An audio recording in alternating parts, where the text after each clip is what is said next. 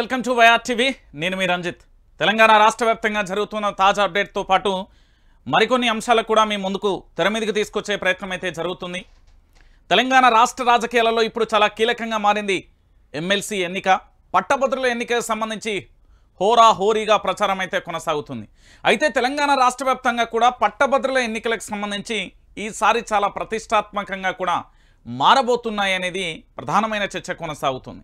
ఎందుకు అంటే ఇప్పటి వరకు పట్టభద్రుల ఎన్నికకు సంబంధించి మీరు చాలా వరకు కూడా చూశారు, కానీ విభిన్నకరమైన ఫలితాలు వచ్చే అవకాశాలు ఉన్నాయంటూ కూడా చాలామంది నేతలు అయితే చెప్తున్న పరిస్థితి కనబడుతుంది. అసలు ఏం జరుగుతున్నది, ఈ పట్టభద్రుల ఎన్నిక సంబంధించి ఎక్కడికి దారి తీస్తున్నది, 3 జిల్లాలలో విస్తృతంగా కూడా పర్యటిస్తున్న చాలామంది కూడా ఏం చెప్తున్నారు, పట్టభద్రుల ఎన్నికకు సంబంధించి ప్రధానంగా కూడా తెలంగాణ రాష్ట్ర వ్యాప్తంగా ఉన్న నేతలందరూ కూడా ఫోకస్ పెడుతున్నారా లేదా అనేది కూడా చర్చనీయాంశంగా మారిపోయిన పరిస్థితి కనబడుతుంది. అసలు ఏం జరుగుతుంది తెలంగాణలో అంటే చాలామంది చెప్పే విషయం ఒకటి ఉంటే అక్కడ జరిగే వాస్తవమైన పరిస్థితులు ఇంకోలా ఉన్న పరిస్థితి అయితే కనిపిస్తుంది. ఏం జరిగింది అనేది ఒకసారి చూద్దాం. మనం పట్టభద్రుల ఎన్నికలకు సంబంధించి అంటే ఏదైతే నల్గొండ కానీ, దాంతోపాటు ఖమ్మం కానీ, వరంగల్ కానీ, ఈ 3 జిల్లాలకు సంబంధించి ఎమ్మెల్సీ దీది ఏ విధంగా ఉప ఎన్నికగా మారింది అంటే ఇక్కడ ప్రధానంగా కూడా పల్లా రాజేశ్వర్ రెడ్డి, ఈ పల్లా రాజేశ్వర్ రెడ్డి ఎవరైతే ఉన్నారో ఈయన ఎమ్మెల్సీ పదవికి రాజీనామా చేసి ఆ తర్వాత జనగామకు సంబంధించిన ఎమ్మెల్యే టికెట్ తీసుకొని ఎమ్మెల్యేగా మెంబర్ ఆఫ్ లెజిస్లేటివ్ అసెంబ్లీగా గెలుపొంది మెంబర్ ఆఫ్ లెజిస్లేటివ్ కౌన్సిల్కు సంబంధించి తాను రాజీనామా చేస్తే ఏర్పడిందే ఈ ఉప ఎన్నిక అనేది గుర్తుపెట్టుకొని. ఈ ఉప ఎన్నికలో ఇప్పుడు ఏం జరుగుతున్నది అంటే బీఆర్ఎస్ పార్టీ నుండి ఎలాంటి ఆరోపణ లేని వ్యక్తి రాకేష్ రెడ్డి ఇక్కడ నిల్చుంటున్నాడు. దాంతోపాటు కాంగ్రెస్ పార్టీ నుంచి ఆ తీన్మార్ మల్లన్న,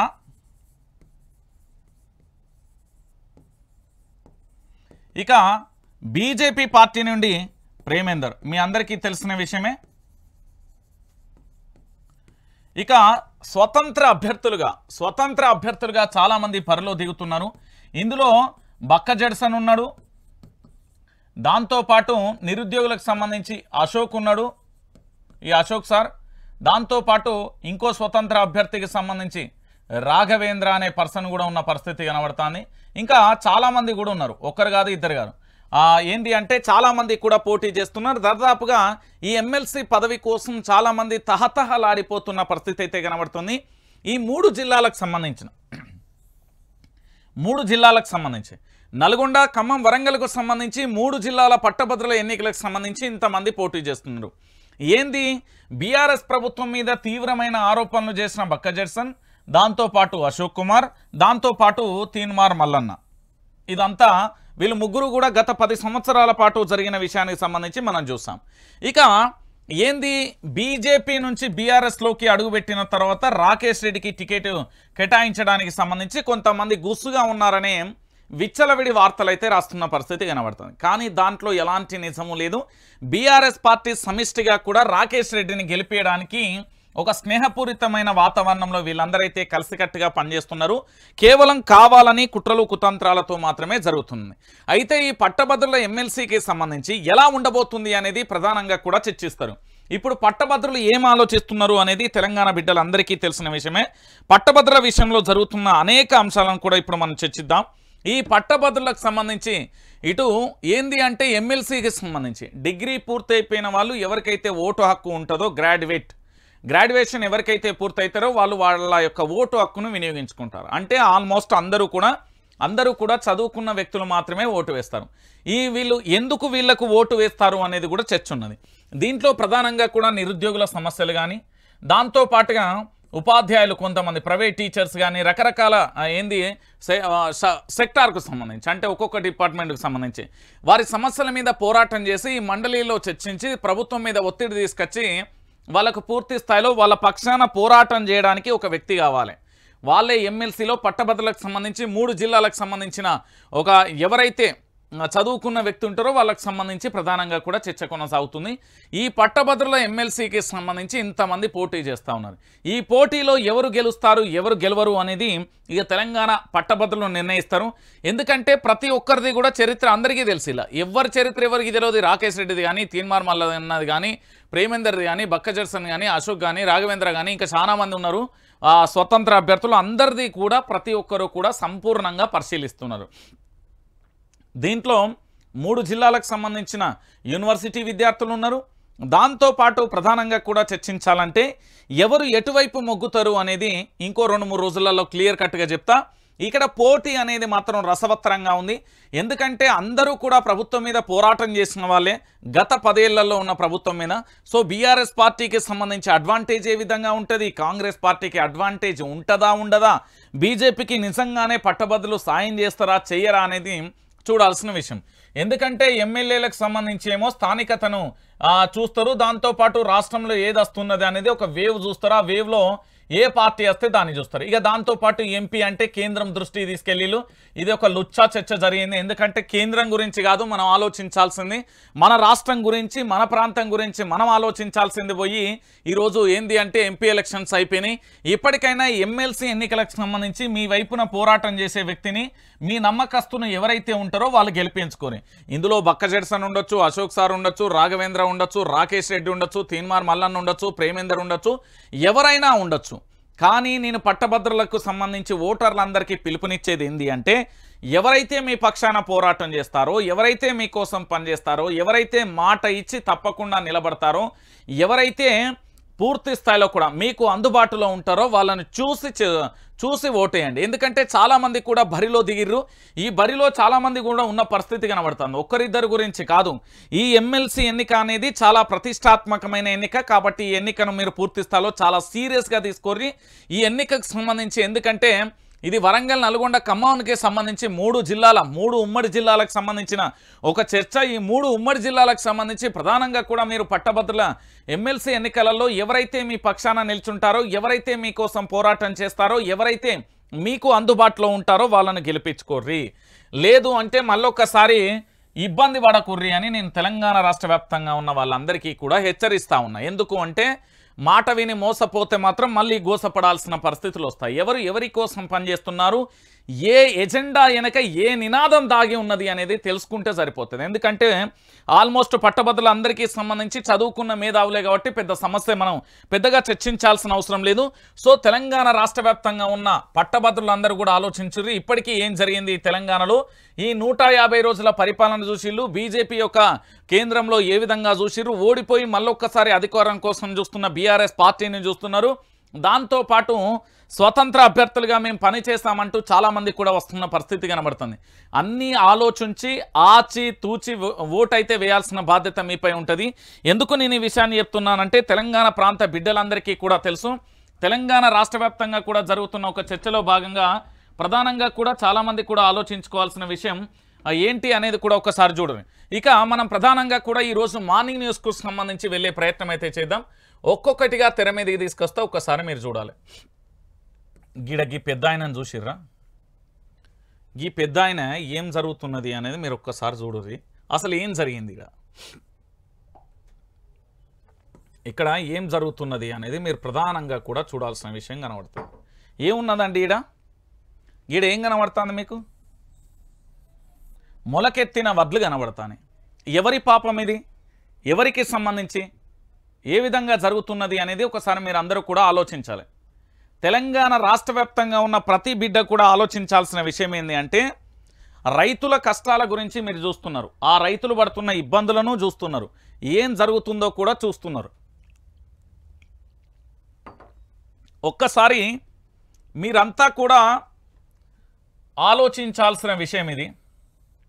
ఇక్కడ వడ్ల మీద ఓ పెద్ద ఆయన పడుకొని వడ్లను మీద పోసుకుంటూ కన్నీళ్లతోని తన యొక్క నిరసనను వ్యక్తం చేస్తున్నాడు. ఎందుకు అంటే చాలామందికి తెలియని విషయం ఏంటంటే ఈ రాష్ట్ర ముఖ్యమంత్రి యనుమల రేవంత్ రెడ్డి 1 సంవత్సరం పాటు ఈ కడుపును మార్చుకుంటే 40,000 కోట్లు తెలంగాణ రాష్ట్రానికి సంబంధించిన రైతులకు రుణమాఫీ చేయొచ్చు అనేది అన్నారు. అంటే అక్రమ సంపాదన చాలా, ఒక ఏడాదిలో 40,000 కోట్ల రూపాయలు సంపాదించవచ్చు అంటూ స్వయాన ఒక రాష్ట్ర ముఖ్యమంత్రి చెప్పాడు. ఈ 40,000 కోట్లు ఎట్లనైనా సంపాదించవచ్చు అని చెప్పిండు. నేను ప్రధానంగా కూడా చాలా క్లారిటీగా కూడా చెప్తున్నా, 40,000 కోట్ల రూపాయలు ఒక సంవత్సరం కడుపు మార్చుకుంటే సంపాదించవచ్చు అని చెప్పిన రాష్ట్ర ముఖ్యమంత్రి యనుమల రేవంత్ రెడ్డి గారు మీకు మరొక అంశాన్ని కూడా తెర మీద తీసుకొస్తున్నా. మీరు ఒక సంవత్సరం పాటు రైసు తినకుండా తెలంగాణలో ఉన్న మీ ఎమ్మెల్యేలు మినిస్టర్స్ అందరూ కూడా బువ్వ తినకుంటూ ఉండుర్రు, లేదా ఒక 3 రోజులు తినకుంటూ ఉండుర్రు. అప్పుడు తెలుస్తుంది, రోగం తిరుగుతుంది మీకు. ఆరుగాలం పండించిన రైతన్న అన్నమో రామచంద్ర అనే పరిస్థితి కంటే ఇక్కడ మొలకెత్తిన వడ్లను చూస్తే ఏమనిపిస్తుంది తెలంగాణ బిడ్డలారా? ఇంత లుచ్చా పరిపాలన మనకెందుకు అని ఆలోచించాలి మీరు. ఎందుకు అంటే రైతులకు సంబంధించి అరిగోస పడతా ఉంటే పాపం ఇప్పటికీ బీజేపీ కళ్ళు కనిపిస్తలేవు. దాంతో పాటుగా ఇక మిగతా కాంగ్రెస్ పార్టీ పత్తకే లేదు. ఇక తోక పార్టీలు అయితే తోక ముడుచుకున్నాయి. ఈ తోక ఎందుకు ముడిచినాయి అంటే లేకపోతే బయటకు వస్తే తోక కత్తిరిస్తారు కావచ్చు. వాళ్ళు తీసుకున్న సూట్ కేసులు కానీ ఇతరత్ర కానీ తెలంగాణ రాష్ట్ర వ్యాప్తంగా ప్రజలందరికీ కూడా తెలిసిపోయింది. దొంగెవడు లంగెవడు రాజకీయాలలో చాలా క్లియర్ కట్గా కూడా అర్థమైపోయిన పరిస్థితి కనబడతాను. నేనేం చెప్తున్నానంటే ఇక్కడ పెద్ద మనిషికి సంబంధించి 6 కాలం పండించిన పంటను కొనుగోలు చేయండి, కొనుగోలు కేంద్రాలకు సంబంధించి అధికారులకు ఆదేశాలు ఇవ్వండి. దాంతో పాటుగా ఇప్పటికే తడిసి మొలకెత్తుతున్న పరిస్థితి కనబడుతుంది. అనేక రకాలుగా కూడా మేము ఇబ్బందులు పడుతున్నామంటూ ఇక్కడ తెలంగాణ రాష్ట్ర వ్యాప్తంగా కూడా రైతులు ఆందోళన వ్యక్తం చేస్తున్నారు. కానీ ఇంత ఆందోళన వ్యక్తం చేస్తూ ఉంటే కూడా కళ్ళుండి చూడలేని కబోదుల లెక్క, చెవులుండి వినలేని చెవిటి వాళ్ళ లెక్క, కనీసం నోరుండి మాట్లాడలేని మూగ వాళ్ళ లెక్క జీవోత్సవంలా ఉన్నారు కాంగ్రెస్ పార్టీకి సంబంధించిన ఎమ్మెల్యేలు, ఆ పార్టీకి సంబంధించిన మినిస్టర్లు. ఎందుకు ఈ మాట చెప్తున్నా అంటే చాలా బాధేస్తున్నది. తెలంగాణ రాష్ట్ర వ్యాప్తంగా దాదాపుగా 60 లక్షల మంది రైతుల గోస ఇది. ఇది ఒక్కరిద్దరిది కాదు, 60 లక్షలకు సంబంధించిన రైతుల అరిగోస. ఈరోజు చాలామంది నిరుద్యోగులు ఆలోచించాలి, ఉద్యోగులు ఆలోచించాలి, ప్రముఖ శాఖలలో పనిచేసే వాళ్ళందరూ కూడా ఆలోచించాల్సిన విషయం ఏంటో తెలుసా? తెలంగాణ బిడ్డగా మీరు ఆలోచించండి. మీరు చదువుకున్న ఎప్పుడు చిన్నతనంలో చదువుకున్నప్పుడు పండించిన పంట కొనుగోలు చేస్తే ఆ వచ్చిన డబ్బులతోనే అప్పులు కట్టడమో, లేకపోతే ఆ పూటకు రకరకాలుగా నిత్యావసర సరుకులో, లేకపోతే మన భవిష్యత్తు కోసమో మన తల్లిదండ్రులు ఎంత కష్టపడ్డారో చూస్తారు. సో నేనేమంటున్నానంటే ఈరోజు మీరేదో ఉన్నత స్థాయిలో ఉన్నారు కదా, లేకపోతే ఎమ్మెల్యేలు అయినాం, మేము మినిస్టర్లు అయినాం, సీఎం అయినాం, లేకపోతే నేను ఐఏఎస్ ఆఫీసర్ని, ఓ ఐపీఎస్ ఆఫీసర్ని, నేను వ్యవసాయ శాఖ అధికారిని, ఏమున్నది నాకు లచ్చల జీతాలు వస్తాయి, పక్కన ఏంది అంటే లంచాలు కూడా వస్తాయి, నాకు పెద్ద తినడానికి ఏమున్నది, 10,000 ఇచ్చే కాడ 20,000 ఇచ్చే బియ్యం బస్తా తెచ్చుకుంటా అనే మూర్ఖత్వ ఆలోచన బంద్ చేయరు. మనం అందరం అన్నమే తింటాను. తెలంగాణ రాష్ట్ర వ్యాప్తంగా రైతులందరూ ఆందోళన వ్యక్తం చేస్తున్నారు. వాళ్లకు కష్టం రాకుండా కూడా కాపాడుకోవాల్సిన బాధ్యత మన మీద ఉంది అనే సోయి తెచ్చుకోరు. లేకపోతే ఈరోజు ఒక్కసారి చూడురి తెలంగాణ బిడ్డలారా, ఇంత ఘోరమైన పరిస్థితి ఇంకెక్కడైనా చూసిర్రా? ఇక చూడురి, కన్నీళ్ల గండం లేదు, పుట్టడి దుఃఖంలో రాష్ట్ర రైతాంగం. కన్నీళ్ళు కడుపులో పెట్టుకున్నారు ఈరోజు రైతులు. కళ్ళాలల్లో వడ్లున్నాయి, కన్నీళ్లతోనే ఉన్నారు. పుట్టడి దుఃఖంలో తెలంగాణ రాష్ట్ర రైతాంగం ఉన్నది. తడిసి ముద్దవుతున్న ధాన్యం, కల్లాలు, కేంద్రాలలో మొలకెత్తుతున్న వైన్యం చోద్యం చూస్తున్న కాంగ్రెస్ ప్రభుత్వం. రైతులను పట్టించుకొని అధికార పార్టీ ఎమ్మెల్యేలు నిలదీస్తారన్న భయంతో ఎంపీ ఎన్నికల ప్రచారానికి కూడా దూరమైపోయారు. ఇక చూడుర్రి, మొలకచ్చిన పరిస్థితి కనబడుతుంది. ఇక ఏం చేయాలి రైతు? ఇక్కడ ఫోటోలో ఉన్న బక్కచెక్కి రైతు ఆవేదనకు, ఆక్రందనకు ఎవరు సమాధానం ఇస్తారు? 3 నెలలుగా పండించిన పంట కల్లాలలో, కొనుగోలు కేంద్రాలలో ఉంటే కొనకుండా అలాగే ఉంచిన ప్రభుత్వాన్ని ఏమనాలి? అకాల వర్షాలతో ఆ ధాన్యం మొలకెత్తడంతో రైతు కన్నీరు మున్నీరు అవుతున్నారు. తమను ఆదుకునేది ఎవరు అని ప్రశ్నిస్తున్నారు. యాదాద్రి భువనగిరి జిల్లా భువనగిరి మండలంలోని సూరంపల్లి గ్రామంలోని రైతుల విచిత్రమైన గాథ ఇది. ఒక్కసారి మీరు అందరూ కూడా ఆలోచించాలి. ఇక్కడ ఒకసారి చూడుర్రి, కదిలిస్తే కన్నీళ్లు వర్ణాతీతం, రైతన్నల బాధలు. కష్టపడి పండించిన ధాన్యం కల్లాలు, కొనుగోలు కేంద్రాలలో అకాల వర్షాలకు తడిసి మొద్దాయి. మొలకెత్తుతుంటే రైతులకు దుఃఖం ఆగడం లేదు. తమ పంచప్రాణాలు పండించిన పంటను నష్టపోయామని తీవ్ర ఆవేదనకు గురవుతున్నారు. దీనికి బాధ్యత వహించాల్సిన సర్కారు ఏమీ పట్టనట్టు వ్యవహరించడం వారిని మరింత ఆగ్రహానికి గురి చేస్తుంది. రైతులు ఆగమవుతూ ఉంటే ఇక్కడి నాయకులు ఉత్తరాదిన తమ అగ్రనేత రాహుల్ గాంధీ కోసం ఎన్నికల ప్రచారం చేస్తున్నారు. అకాల వర్షాలతో నష్టపోయిన రైతులకు న్యాయం చేసేది ఎవరు, వారిని ఆదుకునేది ఎవరు అనేది ఇక్కడ మీరు ఇప్పుడు చర్చ మొదలైంది. ఇక మొదలు పెడదాం. అయ్యా రాష్ట్ర ముఖ్యమంత్రి యనుమల రేవంత్ రెడ్డి, రాష్ట్రానికి సంబంధించిన మంత్రులారా, ఓ ఎమ్మెల్యేలారా, కనీసం మీకేమైనా మానవత్వం ఉందా, లేకపోతే మీకేమైనా స్పృహ ఉందా అని అడుగుతున్నా నేను. తెలంగాణ రాష్ట్ర వ్యాప్తంగా ఈరోజు ప్రజలు ఎంత ఘోరమైన పరిస్థితులలో ఉన్నారో కూడా ఆలోచించాల్సిన పరిస్థితి కనబడుతుంది. ఏ వైపు చూసినా ఎక్కడ చూసినా కూడా కన్నీళ్లతో రైతులు కన్నీళ్లతో మేము మైకులు పెడితే వాళ్ళు కన్నీళ్లతో మామూలుగా కూడా కాదు, వాళ్ళ అబ్బబ్బబ్బా ఏడుస్తున్న పరిస్థితి కనబడుతుంది. ఎంత దారుణంగా అంటే ఒక్కసారి తెలంగాణ బిడ్డలందరూ కూడా దయచేసి ఆలోచించాలి. ఈ రాష్ట్రానికి సంబంధించిన మరి వ్యవసాయ శాఖ అధికారులు కానీ ఇతర అధికారులు ఏడున్నారో ఏం చేస్తున్నారో నాకైతే అర్థమైతలేదు. మీరు రాజకీయ నాయకునికి గొడుగు పడుతున్నారా, రైతును కాటికి పంపించేందుకు సిద్ధపడ్డారా నాకు అర్థమైతలేదు. తెలంగాణలో రైతు సంతోషంగా ఉండడం కాంగ్రెస్ పార్టీ ముఖ్యమంత్రి, కాంగ్రెస్ పార్టీకి సంబంధించిన ఎమ్మెల్యేలకు ఎందుకు సోయొస్తలేదో నాకు అర్థమవుతుంది. రైతులను ఎందుకు దుఃఖపెడుతున్నారు, రైతుకు సంబంధించి ఎందుకు ఇబ్బంది పెడుతున్నారు, రైతులను కనీసం పట్టించుకునే పరిస్థితులలో ఎందుకు లేరు అని మనం నిలదీయాల్సిన సమయం ఆసన్నమైంది. ఇంత ఘోరమా? పుట్టెడు దుఃఖంతోనున్నాడు. మరి ఆనాడు భారతీయ జనతా పార్టీకి సంబంధించిన అధ్యక్షులు కానీ ఇతరత్ర కానీ ఏది కొనుగోలు కేంద్రాలకు సంబంధించి రోడ్ల దగ్గరికి పోయి ఆగమాగం చేశారు కదా, మరి ఇప్పుడు ఎక్కడికి పోయినట్టు, ఏం చేస్తున్నట్టు అనేది కూడా ఒక్కసారి మీరు ఆలోచించాలి. ఎందుకు అంటే రైతుల పక్షాన కేవలం బీఆర్ఎస్ పార్టీ ఒకటే ఎందుకు పోరాటం చేస్తుంది, భారతీయ జనతా పార్టీకి ఎందుకు వస్తలేదు, కమ్యూనిస్టు పార్టీలు ఏడబోయినాయి, సిపిఎం కానీ సిపిఎంఎల్ కానీ అదేవిధంగా తెలుగుదేశం పార్టీ ఏడబాయే, జనసేన ఏడబాయే, పాల్ పార్టీ ఏడబాయే, తెలంగాణ జనసమితి ఏడబాయే. తెలంగాణలో ఇన్ని పార్టీలు ఉన్నాయి కదా, తెలంగాణ ప్రాంత బిడ్డల కోసం రైతుల కోసం ఎందుకు పోరాటం చేస్తలేవు? ఈరోజు రైతులకు సంబంధించిన మేధావులంతా ఏం చేస్తున్నారు, గడ్డి వీక్తున్నారా లేకపోతే నెత్తి మీద బొచ్చు వీక్తున్నారా, ఏం చేస్తున్నారా మీరంతా? ఏం తెలంగాణలో తక్కువ పార్టీలు ఉన్నాయా? బీజేపీ పార్టీ ఏడున్నదండి. దాంతోపాటుగా కాంగ్రెస్ పార్టీ ఎందుకు ఏం దున్నపోతు మీద వానగొచ్చినట్టుగా వివరిస్తున్నది? ఈ టీజేఎస్ పార్టీ ఏడున్నది, సిపిఐ పార్టీ ఏడున్నది, సిపిఐ ఎంఎల్ పార్టీ ఏడున్నది, జనసేన ఏడున్నది, టీడీపీ పార్టీ ఏడున్నది, పాల్ పార్టీ, ప్రజాశాంతి పార్టీ. నేను చెప్తున్నా కదా, ఇక్కడ రైతులందరూ కూడా ఆగమైపోతుంటే ఇన్ని పార్టీలు పెట్టి వీళ్ళ యొక్క స్వార్థ రాజకీయాల కోసం ఈరోజు తెలంగాణ ప్రాంత బిడ్డలను మోసం చేయడం కోసం ఈ పార్టీలు పుట్టుకొచ్చినాయి. ఈ పార్టీల వల్ల తెలంగాణ రైతాంగానికి మేధావులు అనేటోడు ఏడబోయిండు. మేధావులు అని బస్సు యాత్రలు చేసిన వాళ్ళందరూ, సైకిల్ యాత్రలు చేసిన ఈ సన్నాసులంతా ఏడబోయిలు. రౌండ్ టేబుల్ సమావేశాలని ఏదన్నా జరిగితే అగ్గు మీద గుగ్గిలం లెక్క ఎగిరిన వాళ్ళందరూ ఇప్పుడు ఏడబోయిలు. ఆనాడు కేసీఆర్ ప్రభుత్వం మీద కుక్కలు అరిచినట్టు, ఎర్రి కుక్క అరిచినట్టు అరిచిన వాళ్ళందరూ ఈరోజు ఏడికి వేళ్ళు. తెలంగాణ బిడ్డలరా, మీరందరూ కూడా ఆలోచించాలి. ఎందుకు అంటే తెలంగాణ రాష్ట్ర వ్యాప్తంగా ఇన్ని పార్టీల పేరుతోని ఇంత ఘోరంగా కూడా తెలంగాణ రైతాంగం మొత్తం కన్నీళ్లతోని కల్లాలలో ఉంటే కనీసం వాళ్ళ గురించి పట్టించుకునే దాఖలాలు లేకపోయింది. ఇంత నీచమైన ఇంత కకృతికి కాసులకు కకృతి పడ్డే ఈ పార్టీలన్నీ పదవుల కోసం, కాసుల కోసం. నేను చెప్తున్నా కదా, పదవులు కాసులు అంతే. వీళ్ళకి కావాల్సింది డబ్బు, ప్రజలలో మేమున్నాం, మాకంటూ ఒక ఐడెంటిటీ అంటే గుర్తింపు. అంతకు మించి నిజంగా తెలంగాణ ప్రాంత బిడ్డల కోసం అసలు కానే కాదు. ఈ పార్టీలన్నీ ఇన్ని ఉన్నాయి కదా, ఎందుకు దున్నపోతు మీద వాన కురిసినట్టుగా ఎందుకు స్పందించట్లేదు? తెలంగాణలో విపక్ష పార్టీలు చాలా ఉన్నాయి కదా. ఇదే కాంగ్రెస్ పార్టీ 100 రోజుల హామీలు కూడా అయిపోయినాయి కదా. దాదాపుగా 5 నెలలు పూర్తయితాంది, ఇంకా రోడ్డు మీద గడ్డి వీక్తున్నాయా విపక్ష పార్టీలు?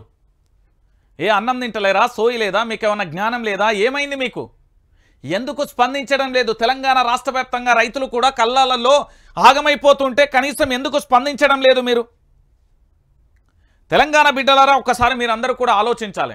ఈరోజు తెలంగాణ రాష్ట్ర వ్యాప్తంగా కూడా రైతన్నలు కన్నీళ్లతో ఉంటే ఇదే తెలంగాణ సమాజానికి సంబంధించి ప్రశ్నించే గొంతుకలు కానీ, మేధావి వర్గం కానీ, విపక్ష పార్టీలైన చాలా పార్టీలు ఉన్నాయి కదా, ఆ పార్టీలన్నీ ఈరోజు ఏడబోయినాయి. చాలామంది సీనియర్ జర్నలిస్టులను, మేము అనలిస్టులను, చాలామంది ఇక బూతులు వస్తున్నాయి కానీ చాలామంది చెప్తారు కదా పేకుడుగాళ్ళు. మరి ఏడబోయిర్రు ఈరోజు తెలంగాణ రాష్ట్ర వ్యాప్తంగా కూడా ఇంతమంది రైతులు ఆక్రదనలు, ఇంతమంది రైతుల కన్నీళ్లు కనిపించట్లేదా? ఇంత ఘోరంగా కూడా వాళ్ళు ఇబ్బంది పడతా ఉంటే కనీసం ఎందుకు కనబడతలేదు? ఏమంటే సోమాజిగూడ ప్రెస్ క్లబ్ దగ్గర పోయి ప్రెస్ మీట్లు పెట్టడం, లేకపోతే రౌండ్ టేబుల్ సమావేశాలు అనడం, లేకపోతే అఖిలపక్ష సమావేశాలు, ఈ ఏందంటే ఊసిపోయే బొత్సు లెక్క వాళ్ళ యొక్క వ్యూహం పందా చూసినాం. మీరు ఒక్కసారి ఆలోచించాలి, ఏం చేస్తున్నారండి వీళ్ళందరూ? ఏం చేసిర్రు అంటున్నా నేను. రైతులు ఇంత అరిగోసపడతా ఉంటే రైతుల కళ్ళల్లో కన్నీళ్లతోని ఇగో ఈ పెద్ద మనిషి చూడు కళ్ళంలో వండుకొని ఏడుస్తూ ఉన్నాడు. 70 ఏళ్ళ పైన ఉంటాడు. ఇంత జరుగుతూ ఉంటే ఏం చేస్తున్నారు తెలంగాణ బిడ్డలారా? అడగాలి, మీరు అందరూ ప్రశ్నించాలి. ఈ తెలంగాణలో రాజకీయ పార్టీ అనేది దేనికోసం పనిచేస్తుంది? వాళ్ళ ఇంట్లో టాయిలెట్లు కడుక్కోవడానికా, లేకపోతే వానికి పాల ప్యాకెట్లో పెరుగు ప్యాకెట్లో అందించడం కోసమా? తెలంగాణ ప్రాంత బిడ్డల కోసమే కదా పార్టీలు పెట్టింది. మరి తెలంగాణ ప్రాంత బిడ్డల కోసం పార్టీలు పెట్టినప్పుడు ఇప్పుడు ఏం చేస్తున్నారు? ఏం చేయట్లే. మేము స్పందించాం. మేము దున్నపోతు లెక్క మా మీద దున్నపోతుల కంటే అధ్వానం. మేము వానగొచ్చినా ఎండగొచ్చినా చలివెచ్చినా చెలించాం. మేము దున్నపోతులం అని ఒప్పుకోనన్న ఓ ప్రెస్ మీట్ పెట్టు. మా రాజకీయ పార్టీలు అనేది కేవలం మా స్వార్థాల కోసం మాత్రమే ఉన్నాయి, మా వ్యక్తిగత అవసరాల కోసం మాత్రమే ఉన్నాయని అట్లా నన్ను ఒప్పుకోరు. కనీసం ఇప్పటికైనా నా తెలంగాణ సమాజంలో కొంతమంది సిగ్గుశరం వస్తుంది. ఈ రాజకీయ నాయకులు గారు, ఈ బాడకలు, దొంగలు అనేది అప్పుడైనా నా తెలంగాణ సమాజం గుర్తిస్తుంది. ఈ దొంగ పార్టీలు పెట్టి ఈరోజు రైతు చూడు కన్నీళ్లు పెట్టుకుంటా ఉన్నాడు. కళ్ళాలల్లా వడ్లు కొనకపోతే మొలకచ్చి 6 కాలం అనునిత్యం ఉదయం నుండి రాత్రి వరకు విరోచితమైన పోరాటం. ప్రకృతి నుండి పంట కాపాడుకోవాలి, చీడపీడల నుండి పంట కాపాడుకోవాలి, దాంతోపాటు పండించిన పంటను కొనుగోలు చేయమంటే చేయలేని పరిస్థితికి వచ్చాయి. ఇక తెలంగాణలో ఇంత జరుగుతూ ఉంటే ఎవరి కోసం ఒక్కసారి మీరు ఆలోచించాలి. దయచేసి తెలంగాణ బిడ్డలందరికీ కూడా ఆలోచించండి. ఈ దొంగ పార్టీలను, దొంగ రాజకీయ నాయకులను లంగగాళ్ళని నమ్మకుర్రి.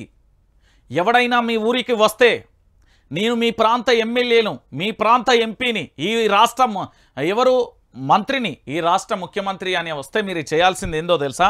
పూలదండలతో కాదు మీరు స్వాగతం చెప్పాల్సింది. పూలదండలతో అసలు మీరు స్వాగతమే చెప్పకండి. దేంతో స్వాగతం చెప్పాలి? మీ కాళ్ళకున్న చెప్పులను దండగా వెచ్చేయరు. సిగ్గు రావాలి మనకి. నీ నియోజకవర్గంలో రైతన్నలు ఈ విధంగా అయిపోతుంటే ఒక ఎమ్మెల్యే పట్టించుకోడు, పోనీ ఆ ప్రాంతానికి సంబంధించిన మంత్రి పట్టించుకోడు, లేకపోతే తెలంగాణ రాష్ట్రానికి సంబంధించిన సీఎం పట్టించుకోడు. ఇదంతా పక్కన పెడితే రాష్ట్రానికి సంబంధించిన సిఎస్ కూడా పట్టించుకోడు, ఎవ్వడు పట్టించుకోడు. ఏం చేస్తారు? ఏం చేయం, సావ తెచ్చిపోయి ఉంటారు వీళ్ళు కాసుల కకృతి. నేను చెప్పిన కదా, పార్టీలు అనేది దొంగనా కొడుకులు రాజకీయ పార్టీలు పెట్టినోడు. దాదాపుగా 25 పార్టీలు ఏమో వచ్చినాయి నిన్న నేను చూస్తే తెలంగాణలో. మరి ఒక్కడన్నా తెలంగాణ ప్రజల కోసం పోరాటం చేస్తుందా? ఒక్కడన్నా రైతుల కల్లాల కాడికి పోయి ఎవడన్నా పరామర్శించిండా? మరి ఎందుకురా నువ్వు పార్టీ పెట్టి మా తెలంగాణ సమాజాన్ని గోసపడేలా చేస్తున్నారు? ఈ బాడకవులందరూ దేనికోసం, ఎవడి స్వార్థం కోసం నువ్వు పార్టీ పెట్టింది ఏంది? తెలంగాణ ప్రజల కోసమే కదా. మరి ఎందుకు, ఏం పీకనికి పార్టీ పెట్టినావు? ఈ విపక్ష పార్టీలు అనేది ఎవని మోకాళ్ళ నీళ్లు తాగుతున్నాయి, ఎవరికి బానిసలుగా బతుకుతున్నారు? మీరు మనసులా అన్నం తింటున్నారా, గడ్డి తింటున్నారా అని అడగాలే. మీ గ్రామాలలోకి వచ్చినప్పుడు, మీ మండలంలోకి వచ్చే అరే ఎమ్మెల్యే సిగ్గున్న ఆదరా, వాడు మన జీతగాడు, మన పాలేరాడు, వాడిని అడుగుర్రి. అరే నిన్ను గెలిపించినవరా సన్నాసి, ఇగో మేము రైతు కల్లాలల్లా వంటానం అని అడుగుర్రి. కల్లాలల్లనే ఉంటాను, మా బతుకులు ఆగమైపోతున్నాయి అడుగుర్రి. ఒక్కడన్నా సిగ్గుశరం ఉన్నదా ఈ బాడకవులకు? పార్టీలు పెట్టి వాళ్ళ యొక్క ఐడెంటిటీ కోసం, వాళ్ళ యొక్క వ్యక్తిగత లాభాల కోసం, వాళ్ళ యొక్క సూచికేసుల కోసం, అంతే తప్ప ఈ తెలంగాణ ప్రాంత బిడ్డలకు, ఈ సమాజం కోసం పనిచేస్తామని ఎవరికీ లేదు. నేను చెప్తున్నా కదా, కేవలం వ్యక్తిగతంగా వాళ్ళ యొక్క స్వలాభాల కోసం తప్ప ఈ తెలంగాణ ప్రాంత బిడ్డలకు లాభం చేకూరుస్తామని ఎవరికి లేదు. 3 ఉదాహరణలు చెప్తా. సరే, పెన్ డ్రైవ్లోని ముఖ్యాంశాలలో మొదటి ముఖ్యాంశం, ఇందులో మొదటి ముఖ్యాంశం ఏంటంటే తెలంగాణలో కాంగ్రెస్ పార్టీ ఏర్పడింది. ఏది మార్పు పేరుతో ఈ పార్టీ వచ్చిందండి. ఈ కాంగ్రెస్ పార్టీతో మార్పు రాగానే ఒక దళం తయారైంది. దళం అంటే మావోయిస్టులది కాదు, తెలంగాణలో దళం. వీళ్ళని ఏమంటారంటే నా భాషలో దండుపాల్యం అంట. నేను ఈ దండుపాల్యం బ్యాచ్ రెడీ అయ్యి ఏం చేసిందంటే, నాకు తెలిసిన నా సమీప కుటుంబీకుడు ఒక అధికారిగా పనిచేస్తున్నాడు. ఆయన రిటైర్డ్ అయిండు. అంటే దాన్ని ఏమంటారు, వీఆర్ఎస్ ఏదో పెట్టుకుంటారు కదా, ఇక పూర్తి స్థాయిలో ఇక నేను చేయలేను, ఇక నేను నా యొక్క ఉద్యోగానికి రిజైన్ చేసి వచ్చాను. వచ్చిన తర్వాత ఒక ఫోన్ కాల్ వచ్చింది. ఫోన్ కాల్ వచ్చి ఏమని చెప్పిల్లంటే, నాకు నీ ఆస్తులో 50% ఇస్తావా, లేకపోతే ఐటీ కానీ ఇతరత్ర అధికారులను పంపించాలా, నీ ఆస్తులన్నీ సీజ్ చేయాలా. మొదటి బెదిరింపు ఇది. ఇది అయిపోయిన తర్వాత ఒక రియాల్టర్ను ఒక బిల్డర్ ఫోన్ చేసిండు. ఆయన నన్ను, అన్న పలానా మీ ఆఫీస్కి వస్తా అన్న, మాట్లాడేది ఉంది అన్న. సరే రండి అన్న అని చెప్పిన. ఆయన ఏమంటున్నాడు అంటే, ఆయన కట్టే ప్రతి దాంట్లో 25% కమిషన్ ఇవ్వాలట. ఇది అయిపోయిన తర్వాత మూడోది, ఒక కాంట్రాక్టర్లు ఉన్నారు, వీళ్ళు ఒక 15 మంది ఉన్నారు. వీళ్ళు ఆయన మంత్రి దగ్గర పోతే 15% కమిషన్ తీసుకొని బిల్లులు ఇస్తా అని చెప్పిండట. ఇదొకటి. దాంతోపాటుగా నరేంద్ర మోడీ ఉన్ను మరి అటు బీజేపీ చెప్పినట్టుగా వాస్తవం ఏంటంటే, తెలంగాణలో ఆర్ఆర్ ట్యాక్స్ పేరుతోని 2500 కోట్లు ఢిల్లీకి పోయినాయి. ఇదొకటి. దాంతోపాటు రైతుల కోసం ఉంచిన 7000 కోట్లు మింగిళ్ళు. రైతు బీమా పేరు చెప్పి 734 కోట్లు మింగిళ్ళు. తెలంగాణ రాష్ట్రంలో మార్పు పేరుతో వచ్చిన తర్వాత కేవలం 5 నెలలలో ఈ యొక్క బాడకవులు తిన్నది ఎంత తెలుసా? అక్షరాల 10,000 కోట్లు. దాంతోపాటు ఈ 5 నెలల్లో అత్యంత దారుణంగా కూడా చాలామందిని ఇక వంచి బెదిరించి అనేక రకాలుగా కూడా కేసుల పాలు పెట్టేసి ఇబ్బంది పెట్టిళ్ళు. సో మొత్తానికి వీళ్ళ పని ఇగో ఇది ఇట్లున్నది. ఇక దాంతోపాటు వీళ్ళు ఇక్కడితో ఆగిర్రా అంటే ఆగలే, వ్యక్తిగత జీవితాలకి ఎంట్రీ ఇస్తారు. ఇచ్చేసి వాళ్ళ భార్యాభర్తలు కానీ లేకపోతే వాళ్ళ సమీప కుటుంబీకులను కానీ బెదిరించడాలు. ఇది ఇక్కడితోనే ఆగిపోతుందా అంటే లేదు. అన్ని రకాలుగా కూడా తెలంగాణ ప్రాంతాన్ని ఒక క్యాన్సర్ భయంకరంగా కూడా మహమ్మారి లెక్క మారి రాష్ట్ర వ్యాప్తంగా కూడా దీని ఒక టీం తయారైంది. ఈ టీం కింద 3000 మంది పనిచేస్తున్నారట ఈ దండుపాలెం కింద. వీళ్ళందరూ కేవలం ఆయా నియోజకవర్గాలు జిల్లాలకు సంబంధించి డబ్బులను ఏంది అంటే గల్లపెట్టలలో వేయడమే వీళ్ళ పని అట. ఇక ఆలోచించుర్రు మీరు. ఇక దీనితో పాటు విపక్ష పార్టీలందరికీ కమిషన్లు పోతున్నాయి, నెల నెల వాటా అందుతుంది. వాళ్ళకి ఎంత వాటా ఇస్తున్నారంటే, ఈ వచ్చిన రాబడి మీద 5% కమిషన్. వాడు ఇంట్లో ఉంటాడు, దర్జాగా కాలు మీద కాలు వేసుకుంటాడు, ఇట్లా రిమోట్ ఎక్కి టీవీ ఆన్ చేసుకొని డిస్కో డాన్సర్ అంటూ పాటలు వింటూ పక్కన పెగ్గేసుకుంటూ ఇంకో పక్కన ఎంజాయ్ చేస్తారు. ఇది విపక్ష పార్టీలకు 5% కమిషన్ పోతుందంట. ఇది క్లియర్ కట్గా విశ్వసనీయ వర్గాల నుంచి అందుతున్న సమాచారం. ఇక ఇంతటితో అయిపోయిన తర్వాత వాడు విన్నాడా ఓకే, లేకపోతే పోలీసులతో ఫోన్ చేయించడం, పోలీసుల చేత ఇబ్బంది పెట్టడం ఒకటి, లేదా రౌడీ మీకలతోని ఇబ్బందులు పెట్టడం. ఈ విధంగా ఒక వ్యవస్థనే నడిపిస్తున్నారు. నేను చెప్తున్నా కదా, ఇక ఎవరైనా విపక్ష పార్టీకి సంబంధించిన నేత ఎవడైనా ఒర్రినా ఎవడైనా మాట్లాడినా ఏం చేస్తున్నాడంటే వానికి ఒక సూట్ కేసు పంపించడా, లేకపోతే వానికి సంబంధించిన వ్యక్తిగత జీవితంలో ఏలు పెట్టడమా, లేకపోతే వానికి సంబంధించిన ఆస్తులకు సంబంధించి ఏదన్నా రైట్ చేయడమా, లేకపోతే వాడిని ఎట్లా ఇబ్బంది పెట్టాలి, ఎట్లా లొంగపరచుకోవాలి, ఎట్లా లొంగ తీసుకోవాలి అనే ప్రయత్నం చేస్తున్నారు అనేది చర్చనీయాంశంగా మారుతున్నది. అంటే తెలంగాణ రైతాంగం కోసం విపక్ష పార్టీలు కూడా అమ్ముడు పోయినాయి అంటే మీరు ఇక ఇంత చెప్పిన తర్వాత కూడా మీరు నమ్మకపోతే నేనేం చేయలేను. విపక్ష పార్టీలు అధికార పార్టీ తేడా లేదు. ఇక్కడ జరుగుతున్న 2 విషయాలను మీరు గుర్తుపెట్టుకోవాలి. ఏంటి అంటే, ఇక్కడ అధికార పార్టీ కాంగ్రెస్ ఉంది కదా, విపక్షాలుగా చాలా పార్టీలు ఉన్నాయంటే ఇది జోకు, పెద్ద జోకు, పగటి కళ. నేనే వెంకట్రామన్ని, నేనే పిట్టల దొరని అంటారు చూడ, అలాంటి సంఘటన అనుకోవచ్చు. నేను ఎందుకు ఈ విషయాన్ని చెప్తున్నా అంటే, తెలంగాణ బిడ్డలందరూ కూడా దయచేసి ఆలోచించాలి. ఇది చాలా నేరం. ఎందుకు అంటే, విపక్ష పార్టీలలో ఒక బీఆర్ఎస్ మినహా భారత రాష్ట్ర సమితి అంటే ఆల్రెడీ దీని మీద వ్యక్తిగతంగా రేవంత్ రెడ్డి అనే వ్యక్తికి కోపం ఉన్నది అనేది మీకు కూడా తెలుసు. సో ఇదంతా ఎట్లా జరుగుతున్నది, ఏం కథ అనేది కూడా మీరు చూస్తున్నారు. సో ఇక్కడ ఏం చేస్తున్నాడు అంటే, ఈ పెద్ద మనిషి పూర్తిగా కూడా ఒకటే అంశాన్ని చెప్తున్నాడు. ఒకటే అంశం ఏంటంటే, వచ్చింది రైట్. ఇక్కడ జరిగే వ్యవహారం ఏంటంటే, తెలంగాణ బిడ్డలందరూ గుర్తుపెట్టుకోవాలి, ఒక బీఆర్ఎస్ పార్టీ మినహా, భారత రాష్ట్ర సమితి మినహా మిగతా పార్టీలందరికీ కమిషన్లు పోతున్నాయి. మరి ఒకవేళ కాంగ్రెస్ విపక్షాలు అన్నీ ఒకటే అన్నా, మరి విపక్షం ఏది అంటే భారత రాష్ట్ర సమితి. అదే కేసీఆర్ పార్టీకి సంబంధించి ఒక కేసీఆర్ తప్ప వీళ్ళందరూ కూడా కుమ్మక్కైపోయారు. వీళ్ళంతా బ్యాచ్. మీరు రెగ్యులర్గా వార్తలు చూసే ఉంటారు కదా, బీజేపీ నుండి ఎలేటి మహేశ్వర్ రెడ్డి అనే ఒక హీరో వస్తాడు. హీరో అనే చెప్తాడు. ఈయన ఎమ్మెల్యే, శాసనసభ పక్షనేత. ఈయనకు ఒక కాంట్రాక్టు బడా సంస్థకు సంబంధించి, అది ఏదైనా కావచ్చు, మై హోమే కావచ్చు, మెగా కృష్ణారెడ్డి కావచ్చు, ఏదైనా కావచ్చు, అట్లా చాలా ఉన్నాయి కదా కాంట్రాక్టు సంస్థలు అని చెప్తున్నది, దేశంలోనే పేరు పోయిన వాళ్ళ తమ్ముడు వచ్చి ఈయనకు షిట్ ఇస్తాడు, ఈ ఎలైటి మహేశ్వర్ రెడ్డి. తెల్లారి ఎలైటి మహేశ్వర్ రెడ్డి ప్రెస్ మీట్ పెడతాడట. ఇది ఒక రకమైన చర్చ జరుగుతుంది. ఇది ఒకటి అయితే ఇక మిగిలిన పార్టీలు ఉన్నాయి కదా, విపక్ష పార్టీలు, ఇవన్నీ కూడా రేవంత్ రెడ్డి చేతిలో ఇట్లా ఇట్లా ఎట్లా అంటే అరిచేతిలో ఉన్నాయి. లే అంటే లేస్తారు, కూర్చో అంటే కూర్చో. వీళ్ళంతా బొమ్మలు, ఆట బొమ్మలు.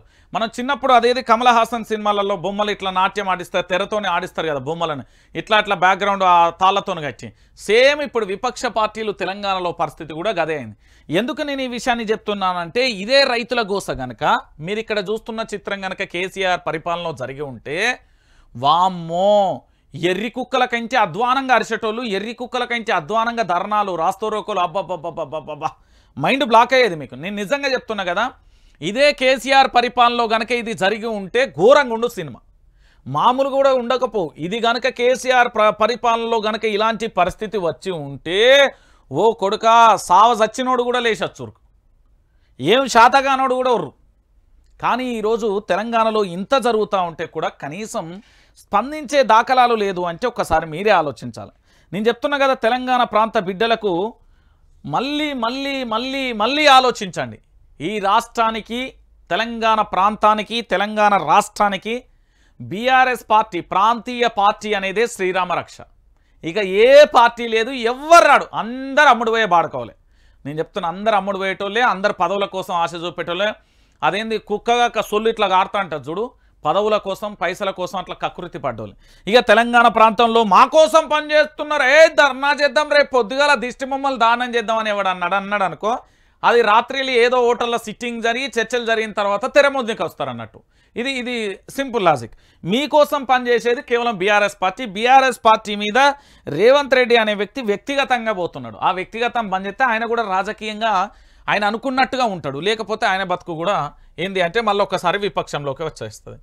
ఇక ఇది ఇంతటితో అయిపోయిన తర్వాత ఇక ఇక్కడ చూడు, ఇక ఇది ఏమని చెప్పిండు కాంట్రాక్ట్లు. ఇక ఒక్కసారి మళ్ళీ చదవాలేదు ఇది భూమి రేట్లు పెంపు, తేనె పూసిన కత్తి, వాల్యూ పెంపుతో డబుల్ కానున్న రిజిస్ట్రేషన్ ఛార్జీలు, భూమి ధర పెంపు అంటూ జనాలను తప్పుదోవ, పెరిగే రిజిస్ట్రేషన్ ఛార్జీలను దాస్తున్న రాష్ట్ర సర్కార్, రేవంత్ సర్కార్ ఆదాయం పెంచుకునే మార్గం, సర్కార్ ప్రయోజనాలతో సామాన్యుడి జేబుకి చిల్లు, భూముల విలువ పెంచుకుంటామంటూ రేవంత్ సర్కార్ తెగ ప్రచారం చేసుకుంటుంది. ఇది ఓ గ్యారంటీ లాంటి ప్రకటనే అన్న విషయాన్ని కూడా ఈ వార్త పూర్తిగా చదివాక అర్థమవుతుంది. భూముల రేట్లు సామాన్యుడికి లాభమే కదా అనుకుంటారా, అక్కడ మీరు పప్పులో కాలేసినట్లుగా అర్థమవుతుంది. ఇదంతా రేవంత్ రెడ్డి ప్రజల నెత్తిన పన్నుల భారం మోపే ప్రయత్నం. రిజిస్ట్రేషన్ ఛార్జీలు పెంచితే ప్రజల నుంచి వ్యతిరేకత కాబట్టి భూముల మార్కెట్ వాల్యూ పెంచితే ఆటోమేటిక్గా రిజిస్ట్రేషన్ ఛార్జీలు గతంలో కంటే ఎక్కువ అవుతాయి. అందుకే జనానికి భూముల విలువ పెంచుతున్నామంటే చెప్తూ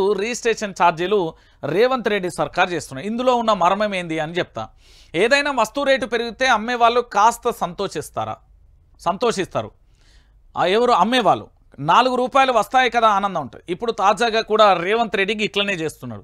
ఏం చేస్తున్నాడు, భూములు అమ్మే వాళ్ళల్లో ఇదే రకమైన భావన కలిగే విధంగా తెగ ప్రచారం చేస్తున్నాడు. అసలు ఏం చేస్తున్నాడు అని చెప్తా. భూముల రేట్ల పెంపు, తేనె పూసిన కత్తి, వాల్యూ పెంపుతో డబుల్ కానున్న రిజిస్ట్రేషన్లు. ఇప్పుడు మీకు చెప్తా, నా దగ్గర ఎగ్జాంపుల్ ఒక పెన్ను ఉన్నది. ఈ పెన్నుకు నేను 5 మొత్తం తయారు చేయడానికి నాకు పూర్తి స్థాయిలో కూడా ఒక 3 రూపాయలు పడ్డాయి. ఇది మార్కెట్ వేయటాలకు 5 రూపాయలు అవుతుంది. ఇది ప్రజల్లోకి వెళ్ళేటాలకు 10 రూపాయలు అయిపోతుంది. ఎగ్జాంపుల్ చెప్తున్నా. ఇప్పుడు ఏమవుతుంది అంటే 10 రూపాయల దానికి సంబంధించి దీనికి సంబంధించి ఈయన 15 రూపాయలు పెడతాడు. ఆటోమేటిక్గా ఇక్కడ ఏం జరుగుతుంది తెలుసా తెలంగాణ బిడ్డలారా, క్లియర్ కట్గా గుర్తుపెట్టుకోండి. ఇక్కడ తయారీ, మార్కెటింగ్, జనాలలోకి వెళ్ళేటాలకు ఒక వస్తువు రేటు ఏ విధంగా పెంచుతుందో అట్లనే నేను కూడా భూమి రేటును పెంచుతున్నా అని ఒక పెద్ద డ్రామా ఇది.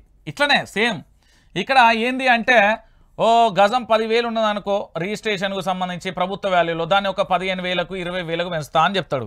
ఇవన్నీ దొంగ ముచ్చట్లు. దీని ఏం చేస్తాడంటే రిజిస్ట్రేషన్ ఛార్జీలు ఉన్నాయనుకో, ఇప్పుడు ఎగ్జాంపుల్ 15,000 ఉన్నది, ఇది ఏం చేస్తాడంటే ఈ పెద్ద మనిషి 30,000 చేసి దొరుకుతాడు, అయిపోతుంది. ఏముంటుంది ఇలా ఇది తెలియదు మనోళ్ళకు. భూముల రేట్లు ఈయన పెంచేదేంది, తెలంగాణ రాష్ట్రం వచ్చిన తర్వాత ఆటోమేటిక్గా ప్రభుత్వానికి సంబంధించి భూముల రేట్లు ఇట్లా అమాంతం పెరిగిపోయినాయి. అది యావత్తు తెలంగాణ సమాజానికి కూడా తెలిసిన విషయమే. ఈయన ఏం చేస్తాడంటే పూర్తి స్థాయిలో తెలంగాణ సమాజాన్ని, తెలంగాణ ప్రజల్ని మోసం చేయడానికి ఒక కుట్ర తప్ప ఈయన చేసేది ఏమీ లేదు అనే విషయాన్ని మీరు గుర్తుపెట్టుకోవాలి. ఎందుకంటే ఇక చూడుర్రి, మార్కెట్ నిపుల్ అసలు వివరాల్లోకి వెళ్తే భూముల మార్కెట్ విలువ పెంపు అనేది బీఆర్ఎస్ ప్రభుత్వ హయాంలో చివరిసారిగా జరిగింది. ఉమ్మడి ఏపీలో 2013లో సవరించిన మార్కెట్ విలువను తెలంగాణ రాష్ట్రం ఏర్పాటయ్యాక తొలిసారి 2021లో చేశారు. 8 ఏళ్ల పాటు ఆధారాలే అమల్లో ఉన్నాయి. భూముల మార్కెట్ విలువ, రిజిస్ట్రేషన్ ఛార్జీలు, స్టాంపు డ్యూటీలు ఇలా అన్నీ కూడా నిర్ణయించేవి. ఇప్పుడు వాటిని సవరించాలని భూముల వాస్తవ మార్కెట్ విలువకు ప్రభుత్వ భూముల విలువకు మధ్య భారీ అంతరాయం ఉందంటూ అధికారులకు సీఎం రేవంత్ రెడ్డి కీలక ఆదేశాలు ఇచ్చారు. అయితే ఈ ఆదేశాల వెనుక ఉన్నది సామాన్యుడు జేబు నింపే ఆలోచన కాదు,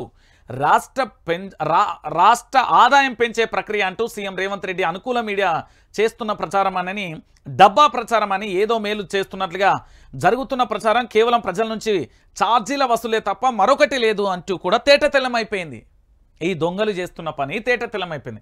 భూముల విలువ పెంచితే భూముల మార్కెట్ విలువను కనుక ఈ ప్రభుత్వమే పెంచితే ఆటోమేటిక్గా ప్రభుత్వానికే ప్రయోజనం తప్ప సామాన్యుడికి ఎట్లా ప్రయోజనం అవుతుంది? జనానికి ఏమీ లేదు. మార్కెట్ విలువ పెంచితే దానికి ఆ పెంచిన వాల్యూ కారణంగా ఛార్జీలు ఏవైతే ఉంటాయో అవి పెరుగుతాయి. కొత్తగా అమ్మే వాళ్ళకు ఏంది అంటే ఒరిగేది ప్రయోజనం ఏమీ ఉండదు. వాళ్ళు ఏదో డబ్బా ప్రచారం.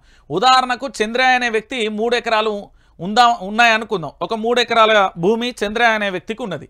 ఆయన పెరిగిన మార్కెట్ విలువ ప్రకారం అమ్మకాన్ని పెట్టాడు.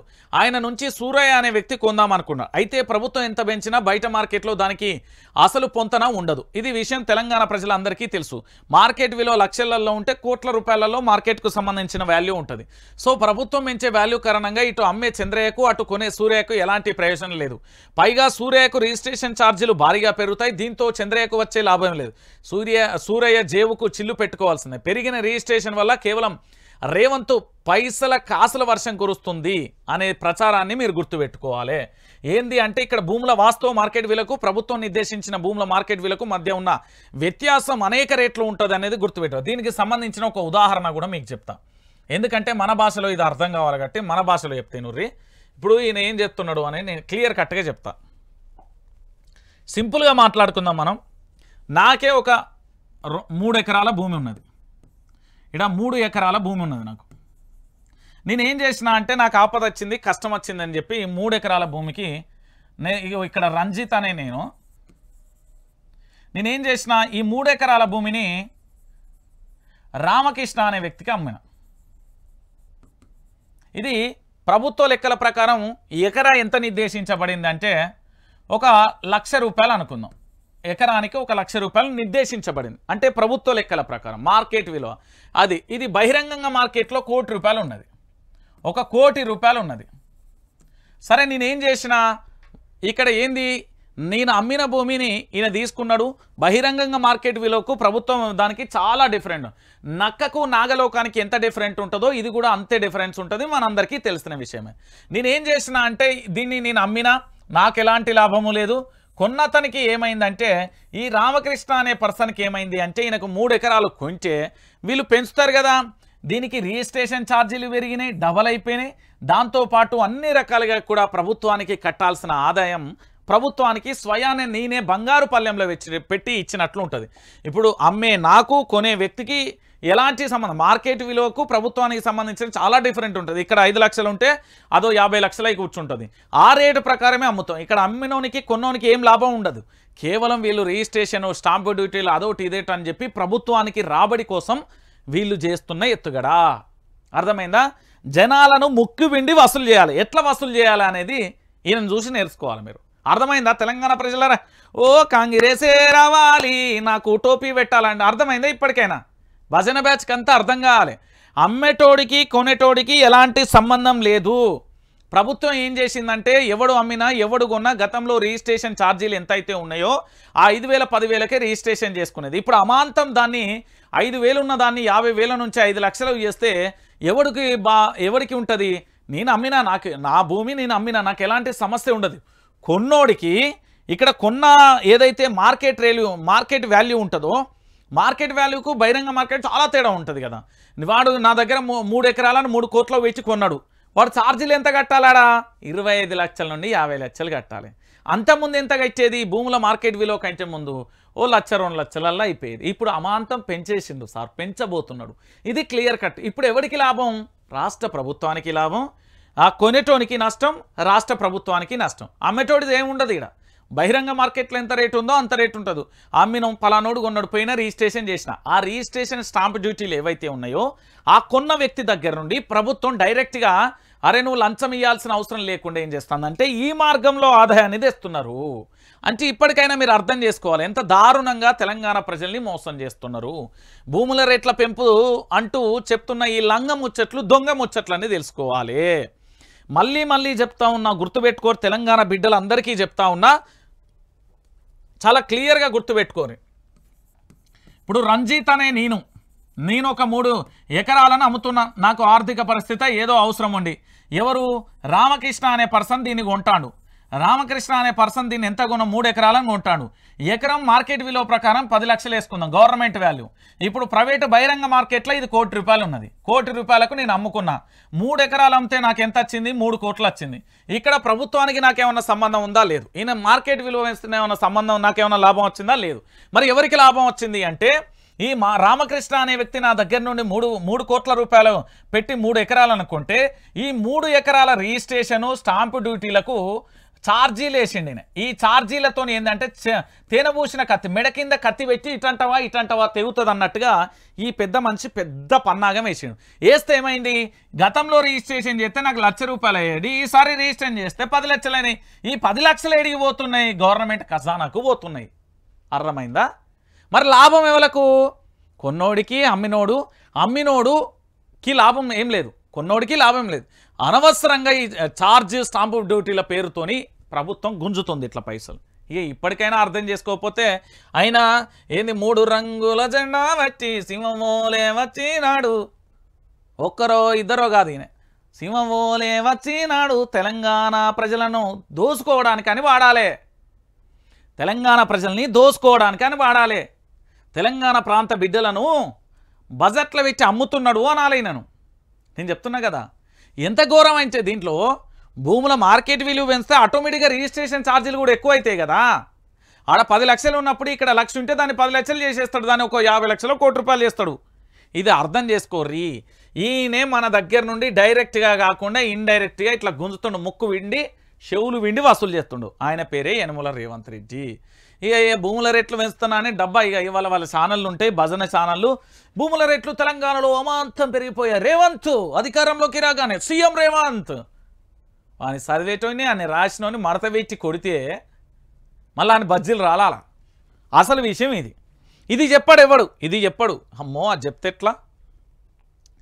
ఇక కాంట్రాక్టులు బంద్, నేటి నుంచి సమ్మె, బకాయిల కోసం పోరుబాట, జనవరి నుంచి అభ్యర్థన. ఇప్పటి వరకు స్పందించని రేవంత్ సర్కార్. వచ్చేది వర్షాకాలం అయినా పట్టని ప్రభుత్వం. ఏం జరిగింది అనేది చూడాలి. ఓ కొడుక దీని కథ మామూలుగా లేదు.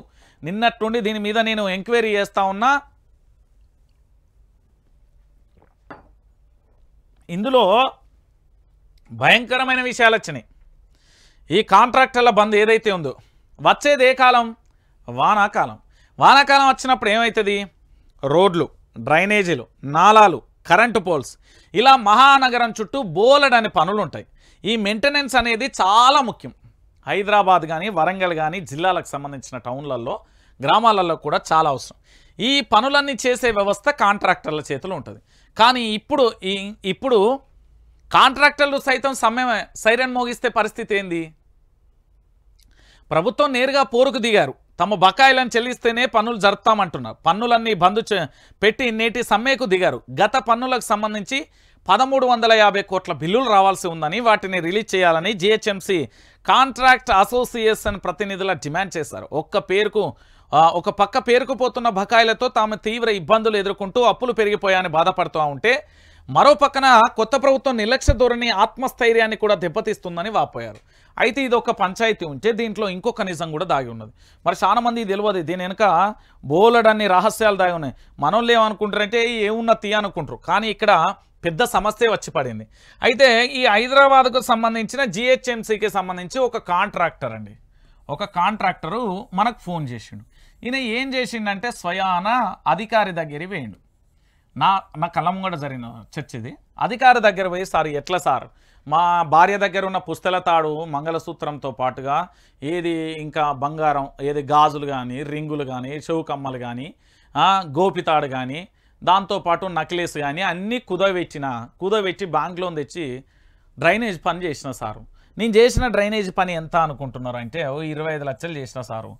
దీనికి పైసలు ఇయ్యి అంటే దీనికి ఒక మంత్రిని కలవడానికి పోతారు వీళ్ళు. ఆ మంత్రి ఎంత జాదువుగాడంటే ఆ మంత్రి ఏమంటాడంటే దీంట్లో 15% అడుగుతాడు కమిషన్, 17% కమిషన్ అడుగుతాడు. ఇలా అడిగితే ఇక నేను చేసిన దాంట్లో నాకేం మిగులుతుంది, అప్పుల కుప్ప తప్ప అని కాంట్రాక్టర్ కన్నీళ్లతోనే వస్తాడు. సరే ఇదంతా కాదు, రేవంత్ రెడ్డిని కలుద్దామని సీఎం అపాయింట్మెంట్ అడుగుతారు వీళ్ళు. సీఎం అపాయింట్మెంట్ అడిగితే ఇక ఎట్లుంటుంది అంటే ఓ శ్రీ రేపురా అనేది ఓ ధోరణి ఉంటుంది చూడు, తలుపు మీద రాసుకుంటాం ఓ శ్రీ రేపురా అన్నట్టుగా. అట్లనే వీళ్ళ పరిస్థితి కూడా గదే అవుతుంది. ఓ శ్రీ రేపురా అన్నట్టుగానే వీళ్ళని ఏం చేసిళ్ళంటే రేపు కలుద్దాం. ఎప్పుడు ఇది ఇప్పటి పంచాయతీ కాదు, మీకు అందరికీ తెలుసు కదా మహాత్మా జ్యోతిరావు పూలే ప్రజావాణి. వీళ్ళు అందులో మెమరాండం ఇస్తారు. వీళ్ళు ఇక్కడితో ఆగుతుందా, మంత్రులకు ఇస్తారు. అక్కడితో ఆగుతుందా, సీఎంను కలిసి కార్యక్రమాలు చేస్తారు. అయినా కూడా వీళ్ళకు అపాయింట్మెంట్ ఎడతారు. ఇక చేసేది ఏముంటుంది, వీళ్ళు ఏమీ చేయక దిక్కుతోచక వీళ్ళ ఆఖరికి ఇట్లా ధర్నా చేయాల్సిన పరిస్థితి ఏర్పడ్డది. అంటే వీళ్ళు ఏంది జిహెచ్ఎంసీ పరిధి అని కాదు, ఎక్కడైనా కూడా వీళ్ళు మెయింటెనెన్స్ కాంట్రాక్టర్లు అనేది ఉంటారు. ఆ డ్రైనేజ్ కానీ, నాలాలు కానీ, లేకపోతే రోడ్లు కానీ, కరెంటు పోల్స్ కానీ మెయింటెనెన్స్కు సంబంధించి వీళ్ళు చాలా చోట్ల చేస్తారు. ఇక వీళ్ళకి ఏమంటే వాళ్ళ నానా నరకాలు యాగి తిప్పుతున్నారట. ఇక చివరికి వీళ్ళు ఏం చేసేది లేక ఇగో ఇట్లా ధర్నా చేయబట్టే. ఇక అర్థమైందా, రేవంత్ రెడ్డి ఏం చేయడానికి వాళ్ళే అంటున్నారు. అన్న గాయన వల్ల ఏమవుతుందన్న, గాయనతో మనం ఏం చేస్తామన్నా అని అనే కాడికి వచ్చింది. ఇక మీరన్నా ఆలోచించుర్రి, తెలంగాణ బిడ్డలారా ఇప్పుడన్నా మీరు ఆలోచించుర్రి. ఇక గింతాన్యాయానికి గురవుతా ఉంటే ఇక మనం ఏం చేస్తాం? ఇక పాపం వీళ్ళ కష్టం ఇట్లుంటే నిన్న ఓ ఆటో డ్రైవర్ నాగర్ కర్నూలుకు సంబంధించిన ఆయన ఏంది తెలకపల్లి మండలంలో ఉంటాడు. ఆయన డ్రైవర్ వెంకటయ్య ఏం చేసిండంటే చెట్టు కూరేసుకొని ఆత్మహత్య చేసుకున్నాడు. ఈ నాగర్ కర్నూలు తెలకపల్లికి సంబంధించి మండల కేంద్రానికి సంబంధించిన ఈ వెంకటయ్య గురించి కాస్త ఎంక్వైరీ చేసిన. అసలు ఏం జరిగింది, ఏం కథ, ఎందుకు డ్రైవర్లు ఆత్మహత్య చేసుకుంటున్నారు, గతంలో నేను చెప్పిన ఈ రాష్ట్ర ప్రభుత్వం ఎందుకు దున్నపోతు మీద వానబడ్డట్టుగా వ్యవహరిస్తుంది అనేది ఆలోచింపజేసే ప్రయత్నాన్ని నేను బాగా లోతుగా విశ్లేషించిన దీనికి సంబంధించి. అయితే ఏం జరిగిందట అంటే వాళ్ళు చెప్పిన నాకు ఉన్న సమాచారం క్లారిటీగా క్లియర్ కట్గా ఇప్పుడు ఆటో డ్రైవర్కి సంబంధించి మీ అందరికీ తెలిసిన విషయమే. రోజు ఎంత సంపాదిస్తారు ఏం కథ అంటే ఈ మహిళలకు ఫ్రీ బస్ అనేది మీ అందరికీ తెలుసు కదా. ఈ బస్సు ఏదైతే ఉందో ఫ్రీ బస్, ఈ ఫ్రీ బస్సు పేరుతోని తెలంగాణ రాష్ట్ర వ్యాప్తంగా చాలామంది కుటుంబాలతోని రాష్ట్ర ప్రభుత్వం చెలగాటమాడింది. ఇంకా డౌటే లేదు. వీళ్లకు అంతకుముందు అదృష్టం బాగుంటే 2000 వచ్చేదట, మినిమం 1500 అయితే వచ్చేదట. ఎట్లా వీళ్ళ ఆటో కిరాయి కానీ లేదా వీళ్ళ యొక్క పెట్రోలో డీజిల్ బండ్ లేకపోతే ఎలక్ట్రిక్ ఏదైనా కావచ్చు, రెంట్కు కావచ్చు. ఇట్లా వీళ్ళు ఏం చేసేదట అంటే దీన్ని పూర్తి స్థాయిలో కూడా ఆటో రెంట్లు తీసుకొని నడపడం ఇట్లా చేసేది. అయితే మినిమం 1500 అయితే ఎటు పోకపోయేదట. అయితే ఇప్పుడు ఏం జరిగిందట అంటే ఫ్రీ బస్సు నుండి 500 వేస్తానట. దాంట్లో ఏడ డీజిల్ పోయాలి, వాళ్ళ పొట్టేడ గడవాలి, దీంట్లో వాళ్ళ కూలేడ వలుస్తుంది. ఒకవేళ వాళ్ళు కనుక రెంటు తీసుకుంటే పరిస్థితి ఏందనేది కన్నీళ్ళు పెట్టుకున్నారు. ఇక అరే గింత ఘోరంగా అవుతున్నది అని చెప్పి దీని గురించి లోతుగా పోతే ఈ ఫ్రీ బస్ అనేది మన కొంప ముంచడానికే ఉంటుంది అనేది తర్వాత అర్థమైపోయింది. ఏది స్టార్టింగ్లో నాకు ఎట్లా అంటే ఫ్రీ బస్సుతో ఏం జరిగింది అంటే ఇప్పుడు ఫ్రీ బస్సులో మహిళలు అయితే ఎక్కుతున్నారు కదా, వాళ్ళు ఎవరు ఎక్కుతారు, రైతు కూలీలు అయితే ఎక్కరు కదా. వాళ్ళకేం పని, మహిళా రైతులకైతే సంబంధం లేదు కదా. వ్యవసాయ క్షేత్రాల దగ్గరికి అయితే బస్సులు అయితే ఆపుతలేరు కదా, ఎక్కనిస్తలేరు కదా. ఇది క్లియర్ కట్ కదా. వీళ్ళు ఏం చేసారు, గతంలో కూడా ఇంటికాడ బోరు కొడుతుందని షాపింగ్కు ఫ్రీ బస్ అని పోయిన వాళ్ళని చూసినాం. దాంతోపాటు ఇంటికాడ బీడీలు పడితే బోరు కొడుతుందని చెప్పి బీడీలు బస్సులు కొని వాళ్ళు ఇద్దరు అక్కలు పోతుంటే కూడా చూసిన పరిస్థితి కనబడుతుంది. ఈ ఫ్రీ బస్సుతోని ఏం జరిగింది అనేది మీరు గుర్తుపెట్టుకోవాలి. ఈ ఫ్రీ బస్సు పంచాయతీ ఎంత తారాస్థాయికి పోయింది అంటే ఈ ఫ్రీ బస్సుతోని రాష్ట్ర ప్రభుత్వం ఖజానా ఏదైతే ఉందో ఇక్కడ మనకు నష్టమే. ఇది మనం కట్టాల్సిందే. ఇది రాష్ట్ర ప్రభుత్వం కడుతుంది అంటే రేవంత్ రెడ్డి ఇంట్లోకి వెళ్ళి కడతలేరు, మంత్రుల ఇళ్లకి వెళ్ళి కడతలేరు. ఎవరి ఇళ్లకి వెళ్ళి కడతారు, తెలంగాణ ప్రాంత బిడ్డల మీద వచ్చే పన్నులతోని కడుతున్నారు. అంటే మన మీద ఏదో రకంగా ఇప్పటిదాకా చెప్పినా కదా భూములకు సంబంధించి ఎట్లా చేసిలో ఇప్పుడు ఇది కూడా గట్లనే చేస్తాం. ఆల్రెడీ మనకు ఆర్టీసీకి సంబంధించి ఇక్కడ నష్టం జరుగుతున్నది ఒకటి. రెండోది ఆటో డ్రైవర్లు ఆత్మహత్య చేసుకుంటున్నారు. మూడోది మెట్రోకు సంబంధించిన పంచాయతీ వస్తున్నది. ఏది మన హైదరాబాద్ శరవేగంగా కూడా ముందుకు సాగాలంటే మెట్రో అనేది తమ యొక్క గమ్యస్థానాలకు చాలా తక్కువ టైంలో ఏసీలో హాయిగా తీసుకెళ్తుంది. ఇప్పుడు ఇంత జరుగుతూ ఉంటే కూడా రాష్ట్ర ప్రభుత్వం ఏం చేస్తున్నదో తెలుసా, వాళ్ళ భజన పేపర్లో పాపం ఈ వెంకటయ్య అనే డ్రైవరు ఎందుకు చచ్చిపోయిందట అంటే ఇక 500తోని నా కుటుంబాన్ని ఎట్లా గడపాలి, నేను ఎట్లా బతకాలి, ఓ పక్కన అప్పులోడు మిత్తిలోడు వస్తాడట, గిరిగిరి షిట్టోడు, ఆపద కష్టం నష్టం, ఇంట్లో బియ్యానికి ఓ వారం ఉంటే ఇంకొక వారానికి చాలా ఇబ్బంది అయిపోతుంది. ఆయిల్ ప్యాకెట్లు ఇట్లా ఉంటాయి కదా, నిత్యావసర సరుకులు, ఆరోగ్యానికి సంబంధించి, బడి పిల్లలకు సంబంధించి, లేకపోతే కొడుకులో కోడంలో ఉంచే వాళ్ళ పరిస్థితి, ఈ పండుగలెత్తే పరిస్థితి ఏందనేది అది ఆటో డ్రైవర్ అన్నకే తెలుసు, అనుభవించే వాడికే తెలుస్తుంది వేదన. ఇక ఈ ఆటో డ్రైవర్ అన్న ఇట్లా చచ్చిపోతే ఇక మన వెలుగన్న ఉన్నాడు కదా వివేకానంద, ఈయన జబర్దస్త్గా రాసుకొచ్చిండు. ఇక చూసాం ఫ్రీ బస్సు ఉన్న మెట్రో ఫుల్, రోజున సగటున 5 లక్షల మంది ప్రయాణం. మరి మెట్రో ఎల్ఎన్టీ ఆయన బలిసి అమ్ముతున్నాడా? 2026కి అమ్ముతా అని ఎందుకు చెప్తాడు? చూడు తెలంగాణ ప్రాంత బిడ్డలను ఎంత ఘోరంగా కూడా వీళ్ళు పక్కదారి పట్టిస్తున్నారు అనేది కూడా గుర్తుపెట్టుకోవాలి. 1 లక్ష నుంచి 5 లక్షలకు పెరిగిన ప్రయాణికులు, రద్దీగా కంపార్ట్మెంట్లు, కిక్కిరిసిపోతున్న ఉమెన్స్ స్పెషల్ బోగీల సంఖ్య పెంచాలని ప్యాసింజర్ల ఇబ్బంది చెప్తున్న పరిస్థితి కనబడుతుంది.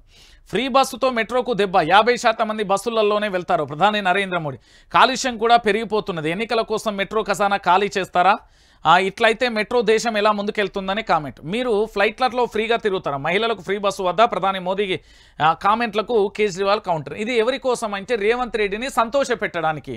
అబ్బాయి ఏం రాసినావే వివేకు, నీ పేపర్లో మస్తు రాసినావు, సూపర్, నువ్వు సూపర్ అనే విధంగా ఆయన ఏంది పొగడ్తల కోసం, మంత్రి పదవి కోసం, ఏదో దానికోసం ఈయన రాసుకొచ్చిండు. ఈయన ఎందుకు రాసుకొచ్చిండు? ఫ్రీ బస్సు అంటే వానగొచ్చిన తర్వాత నీకైతే కార్లో పోతాం, మరి మా సామాన్యులు బండ్లల మీద పోయేటోళ్ళు ఎట్లా పోయాలరా? అరే సంటబ్బాయ్, నువ్వు రాసుకొచ్చినావు మంచిగానే ఉన్నది నిజంగా. మరి ఎల్ఎన్టీ ఆయన 2026లో దీన్ని అమ్మకానికి పెడతా అని ఎందుకన్నాడు? 2026లో మెట్రో అనే దాన్ని అమ్మేస్తున్నా అని ఎందుకు చెప్పిండు? అమ్ముతే అమ్మని, వాళ్ళ ప్రైవేటు వ్యవస్థ కదా అని మీ పెద్ద మనిషి ఎవరు సీఎం రేవంత్ రెడ్డి ఎందుకు అన్నాడు?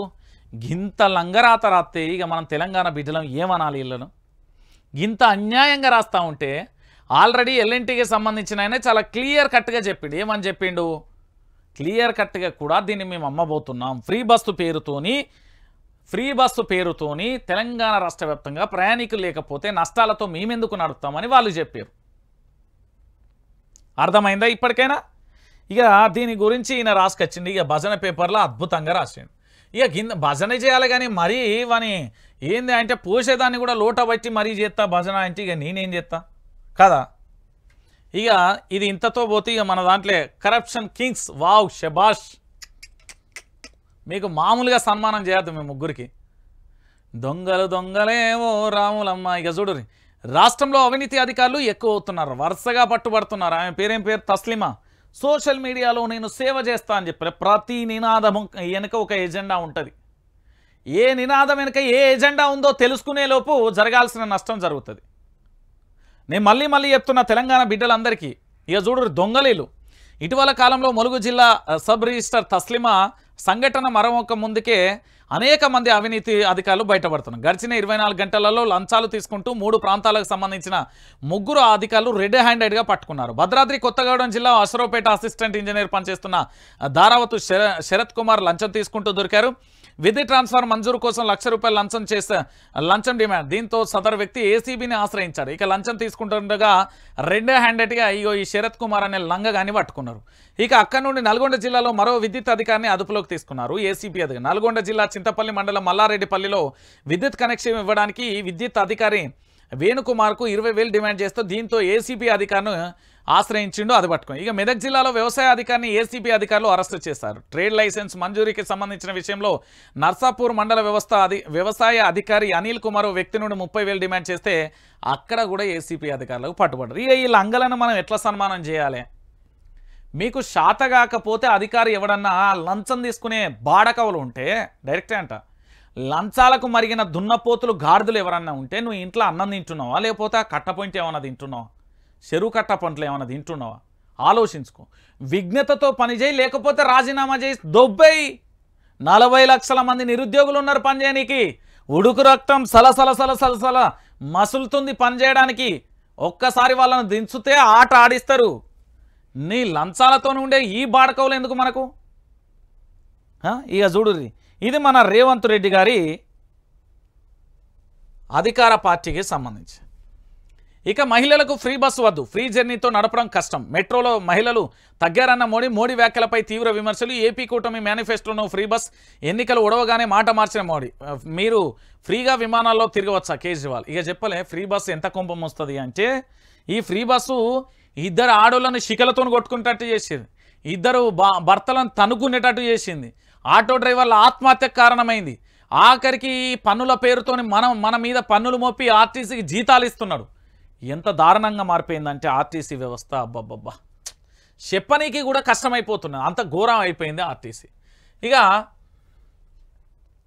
మేడిగడ్డ రిపేర్ మొదలు, కదిలిన అధికార యంత్రాంగం. జస్టిస్ జోష్ ఆదేశాలతో కదలిక, నిర్లక్ష్య ధోరణితో వ్యవహరించిన రేవంత్ సర్కార్ జూన్ 10లోగా మరమ్మతులు పూర్తి చేయాలని జస్టిస్ ఆదేశం. శబాష్, ఇది కదా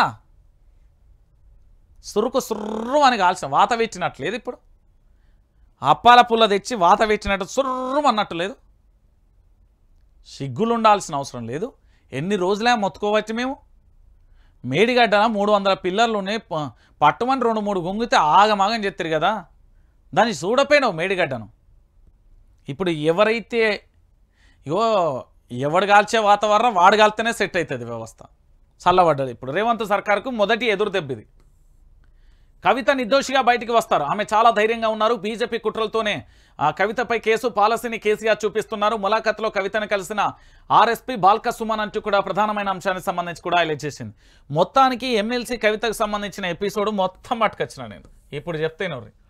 ఎమ్మెల్సీ కవితకు సంబంధించి ఫస్ట్ నేను ఆమ్ ఆద్మీ పార్టీకి సంబంధించిన వ్యక్తులను అప్రోచ్ అయినా. ఈ ఆమ్ ఆద్మీ పార్టీకి సంబంధించిన మనీష్ సిసోడియా ఉన్నాడు, అరవింద్ కేజ్రీవాల్ ఉన్నాడు, దాంతోపాటు చాలామంది నేతలు కూడా ఈ కేసులో అరెస్ట్ అయిన దాఖలాలు జరిగినాయి.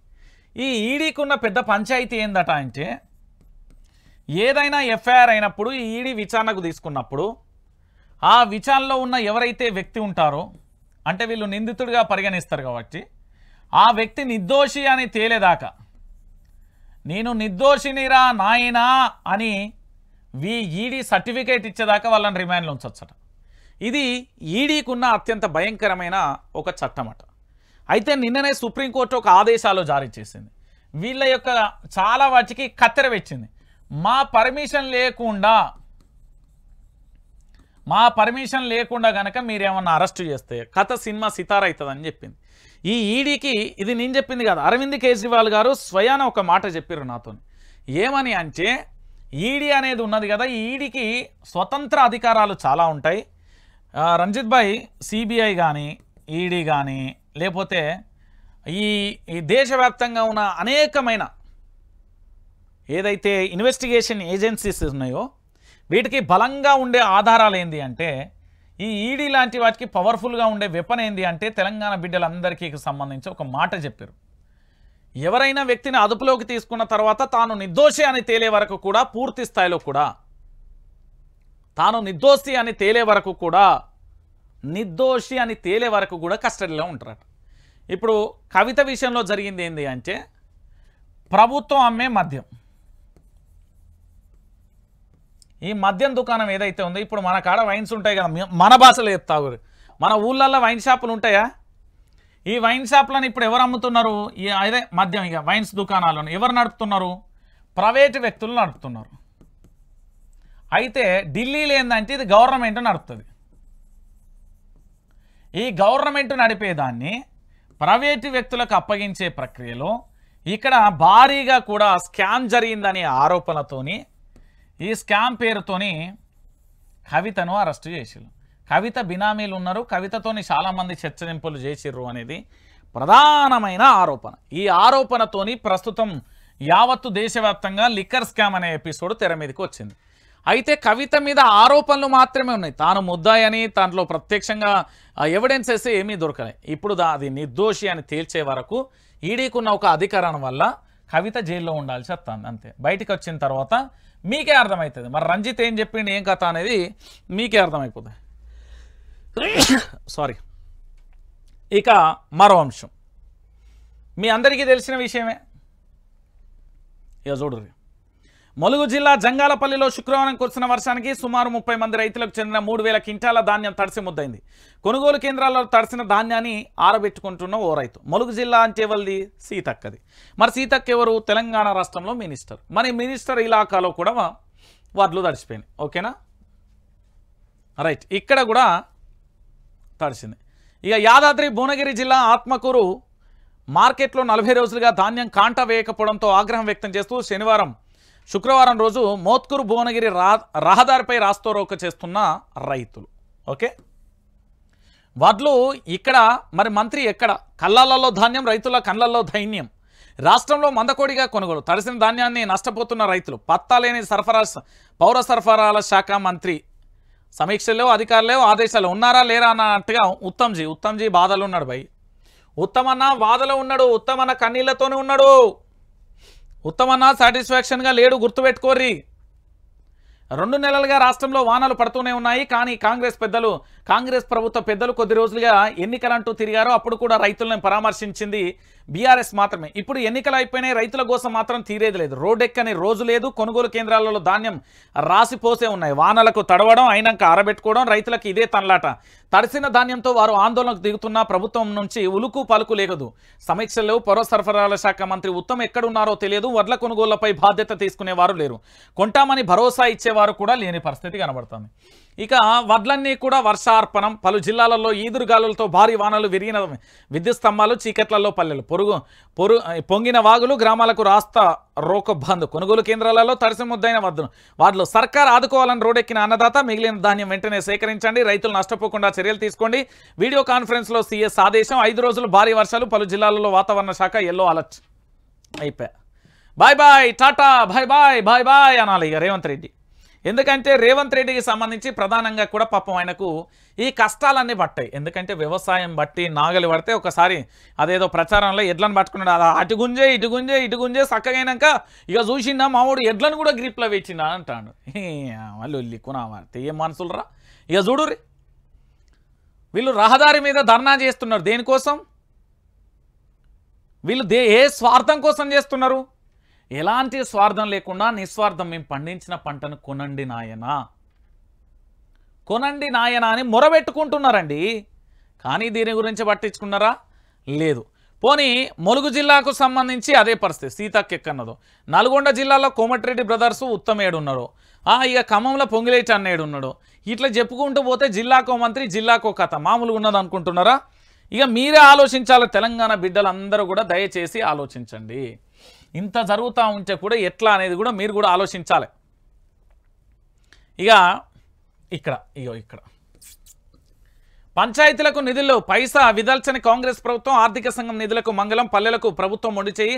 భారంగా తాగునీటి నిర్వహణ, సిబ్బందికి జీతాలు ఇవ్వలేని దుస్థితి. అప్పు తెచ్చి పనులు చేస్తున్న పిఎస్లు. పల్లె కన్నీరు వెడుతుందో కనిపించని కుట్రలా నా తల్లి. అట్లనే అయిపోయింది పల్లెల పరిస్థితి.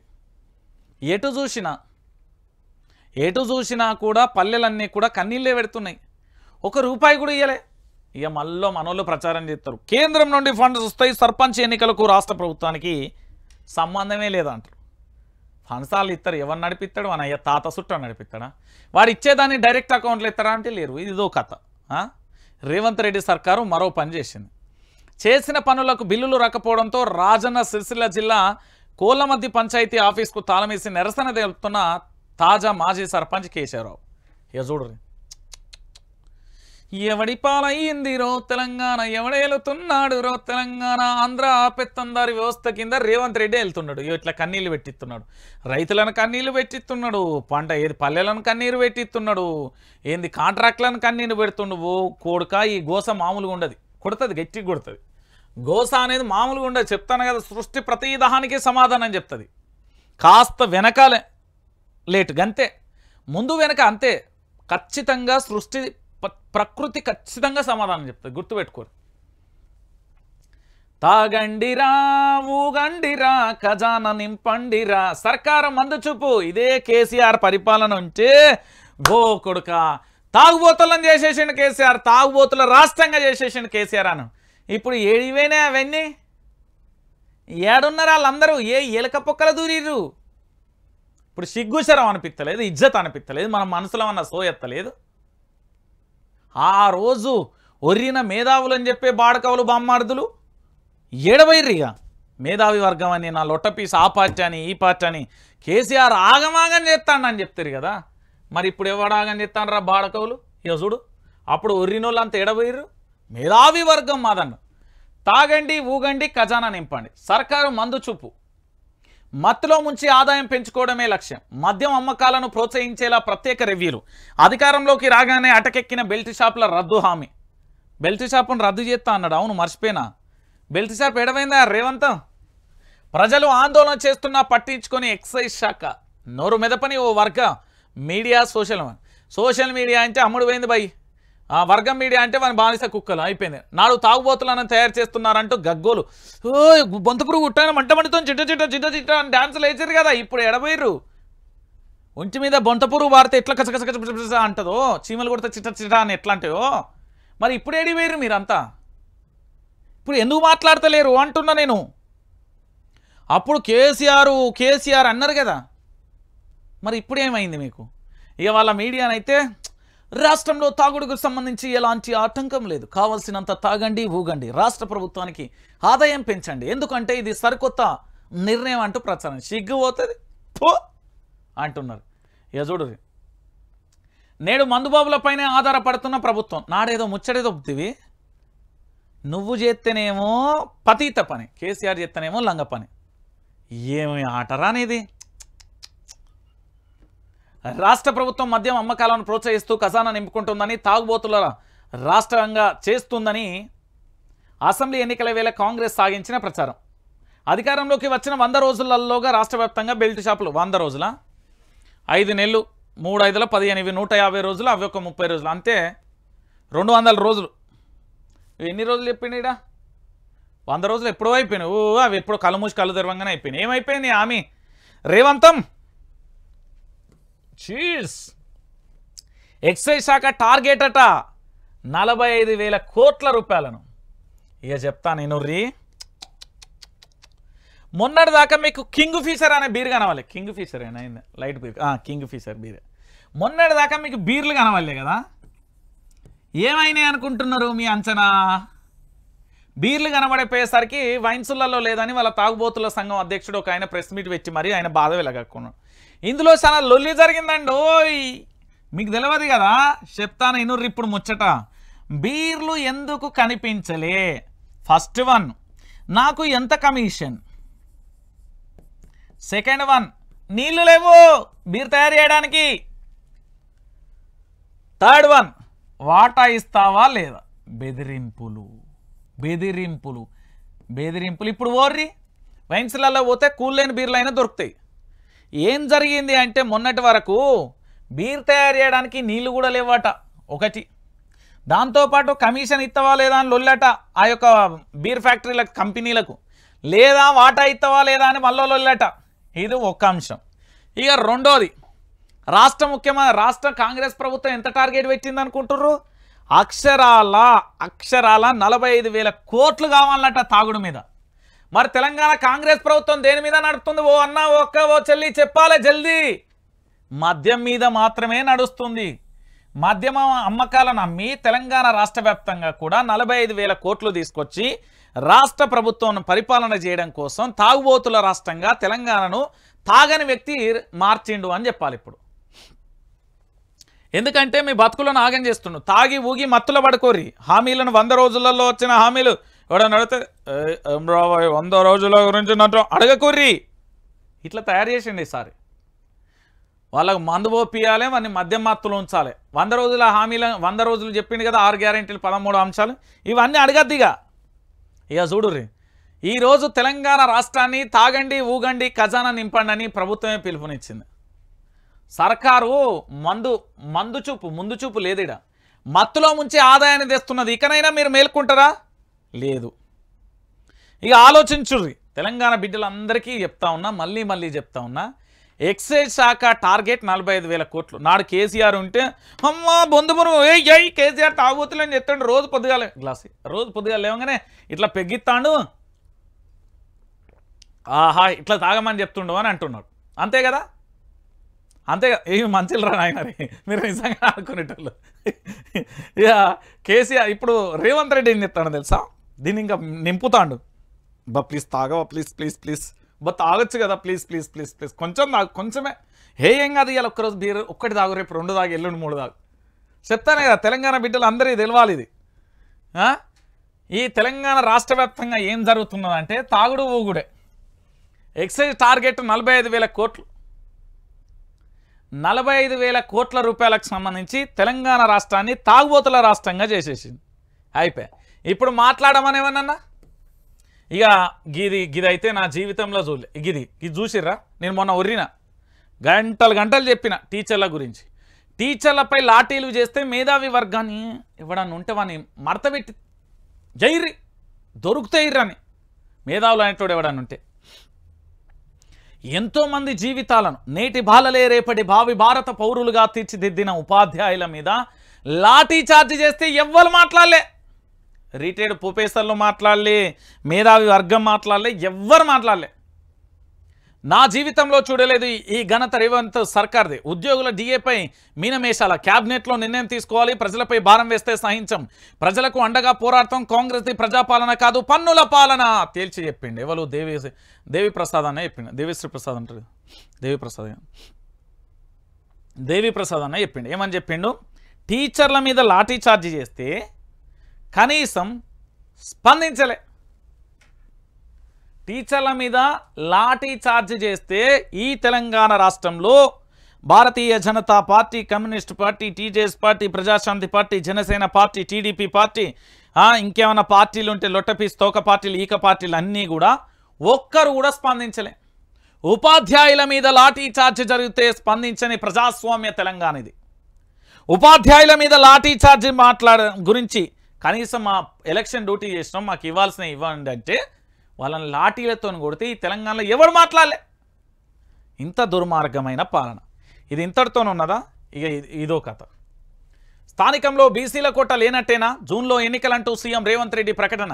ఇంకా నివేదిక సమర్పించని బీసీ కమిషన్ నిర్ధారిస్తేనే బీసీ రిజర్వేషన్ల అమలు, లేదంటే ఎస్సీ ఎస్టీలకే రిజర్వేషన్ల పరిమితం, అన్నీ కలిపి 50% మించకూడదని షరతులు.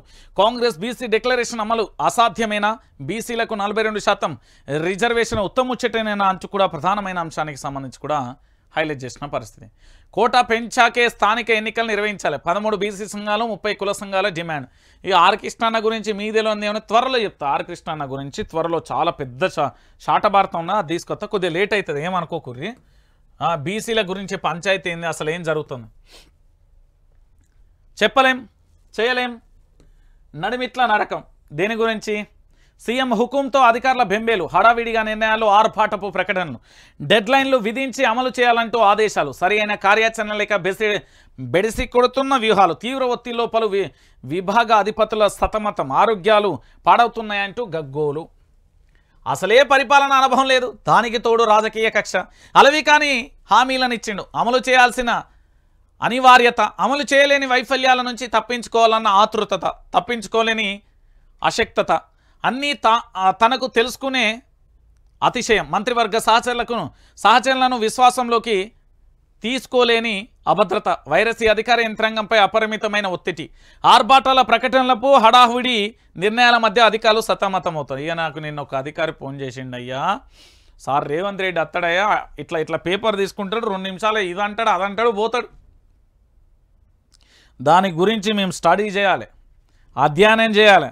అది అవుతుందా కాదా చెప్పాలి, అది అయితే అయిందని చెప్పాలి, కాకపోతే కాదని చెప్పాలి. ఈలోపు ఏం చేస్తాడు అంటే ఆ ముచ్చట్ను పూర్తి స్థాయిలో కూడా మళ్ళీ ఏమవుతుంది, అది అవుతుందో కాదో తెలియదు కానీ ఇక మళ్ళత్తడు లొల్లి పెడతాడు. కాలేదంటే మమ్మల్ని తీరుతారు సార్. తిట్టినాక ఇంకో ముచ్చట ఉంటుందా? అసలే షుగరు, ఇతరత్ర హెల్త్ ప్రాబ్లమ్స్ ఉన్నాయి. ఇక ఆ అధికారి ఫోన్ చేసి ఇక్కడికి ఫైల్ దే అంటాడు, ఈ అధికారి ఫోన్ చేసి ఇక్కడికి ఫైల్ దే అంటాడు. ఎవరి మాటినాలో మాకు అర్థం కాదు. గంట సేపు ఆఫీస్కి రమ్మంటాడు, ఇంకో గంట ఈడ ఊక పెడతాడు. ఆడిపోతే ఉంటే షాదాయి బిస్కెట్లు దాయి వాళ్ళు బాత్కాన్లు కొడతారు. మళ్ళీ నడిమిట్ల మాత్రం మమ్మల్ని నరకం చూస్తారు. ఏమని చెప్పలేం చేయలేం, నడిమిట్ల మాత్రం మాకు నరకం చూపెడుతుర్రు, మా ఏజ్లు బాగా అయిపోయినాయి, మేము ఏం చేయాలి చెప్పు రంజిత్ సార్ అంటాడు ఆయన. పెద్ద ఆయన బాబాయ్, నేను ఇట్లనేనా బాబాయ్. ఇప్పుడు హిట్లర్ చేతిలో పరిపాలన కంటే నేను ఒక మాట చెప్పాలంటే పిచ్చోడి చేతిలో రాయి అయిపోయింది. ఆయనకు అడ్మినిస్ట్రేషన్ తెలియదు, పరిపాలనా అనుభవం లేదు, ఏ శాఖలు ఉంటే ఏమేమి చేయాలనో తెలియదు. ఆయన ఏదో చెప్తాడు చేస్తాడు. దానికి నువ్వెందుకు బాధపడుతున్నావు? చూసి చూడనట్టు నీ శాఖకి ఏదైతే వస్తుందో నీ వరకు వచ్చిన వరకు నువ్వు సమర్థవంతంగా చెయ్యి, లేకపోతే లేదని చెప్పు. ఏమన్నా ప్రాబ్లం అయితే నాకు ఫోన్ చేయని చెప్పాను.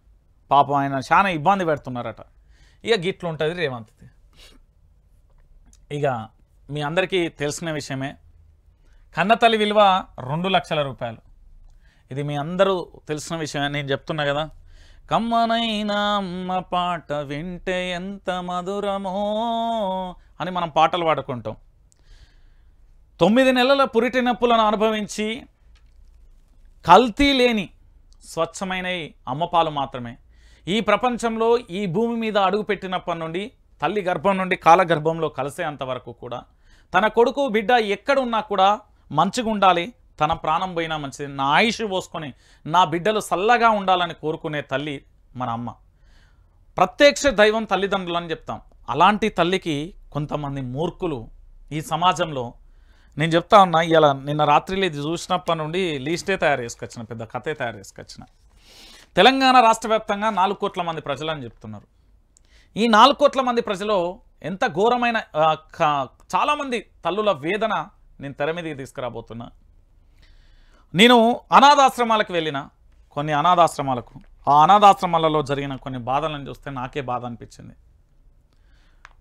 తనకు ఒక్కగానొక్క కొడుకు, చాలా కష్టపడింది, కూలీ నాలి చేసింది, ఆ తర్వాత వ్యాపారం చిన్న చిన్నగా ఏంది కిరాణా కొట్టు కానీ రకరకాలుగా పెట్టింది, డెవలప్ అయింది, ఆర్థికంగా ఎదిగింది, కొడుకును ఉన్నత స్థాయిలో చదివించింది, దేశం కాని దేశాలలో చదివించింది, ఆఖరికి దేశం కాని దేశంలో స్థిరపడ్డాడు. స్థిరపడ్డ తర్వాత పెళ్లి చేసింది, సంతోషంగా ఉన్నది.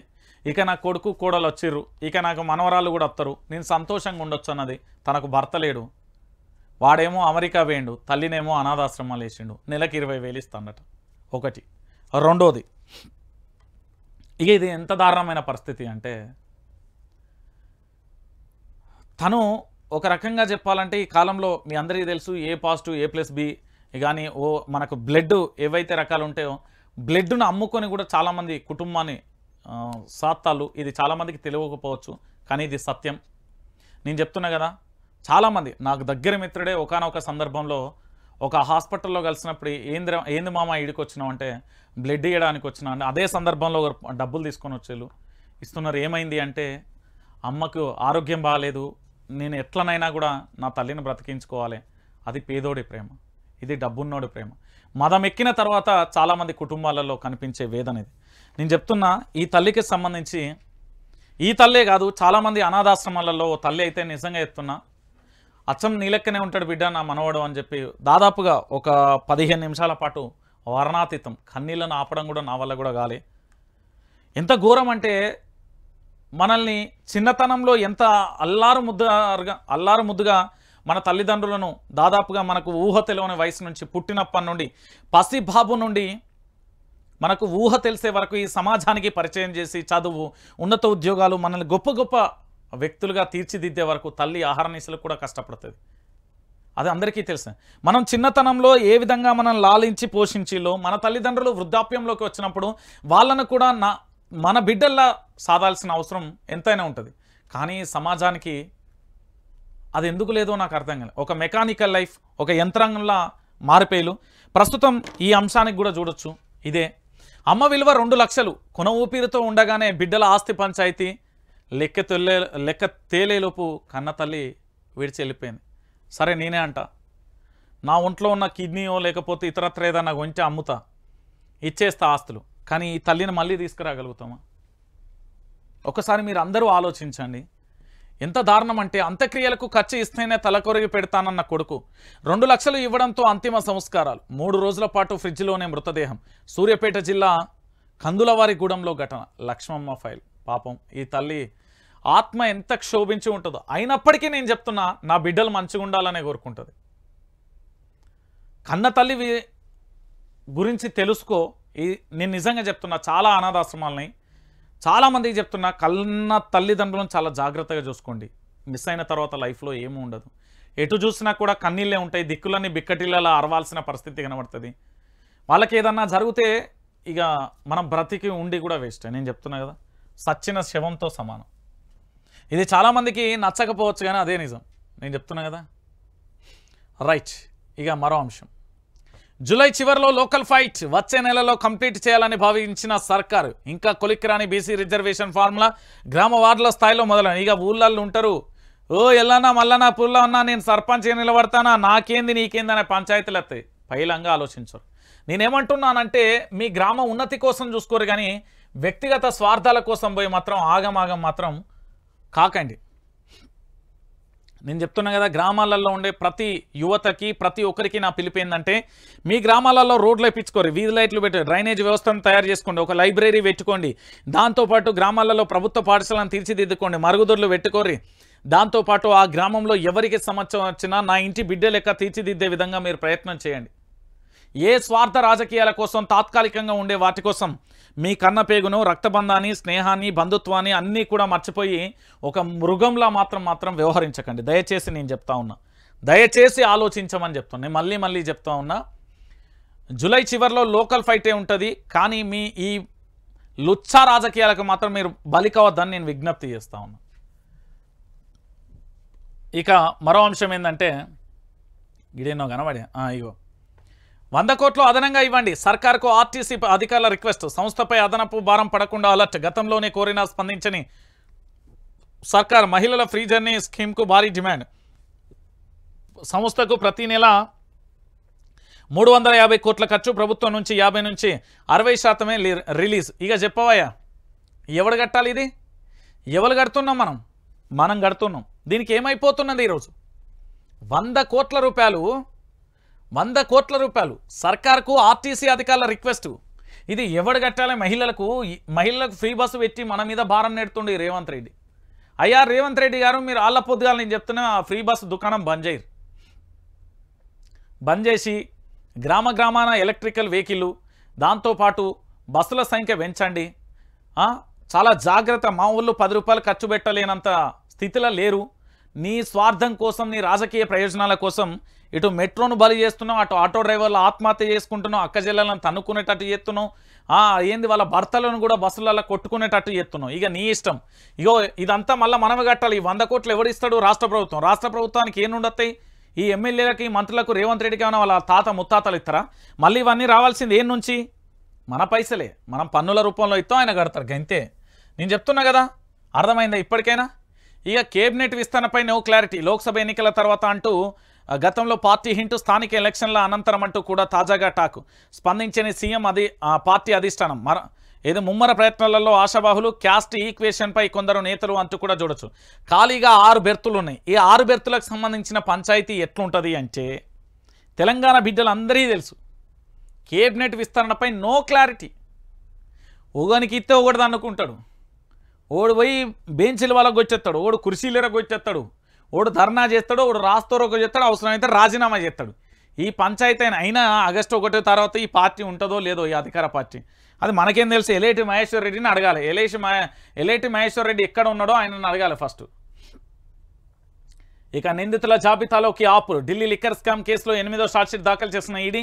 రాజకీయ పార్టీని చేర్చడం ఇదే తొలిసారి. ఇక ఆపు ఏంది చర్యలు తీసుకోవాలి. త్వరలోనే ఈసీకి లేక ఢిల్లీలోని పార్టీ ఆస్తులు అటాచ్మెంట్ చేసే ఛాన్స్ అంటూ కూడా ప్రధాన అంశానికి సంబంధించి కూడా హైలైట్ చేసిన పరిస్థితి కనబడుతుంది. సో మొత్తానికి జరుగుతున్న అంశానికి సంబంధించి మీరందరూ కూడా గుర్తుపెట్టుకోవాల్సిన విషయం ఒకటే, ఆమ్ ఆద్మీ పార్టీ నాకు తెలిసి దేశ చరిత్రలో ఇది మొదటిసారి ఒక స్కామ్లో రాజకీయ పార్టీని చేర్చడం. ఏంటంటే ఆమ్ ఆద్మీ పార్టీ చీపిరుతోని ఇట్లా ఊడ్చిపడేసింది, రాష్ట్రంలో ఇట్లా ఊడ్చిపడేసింది.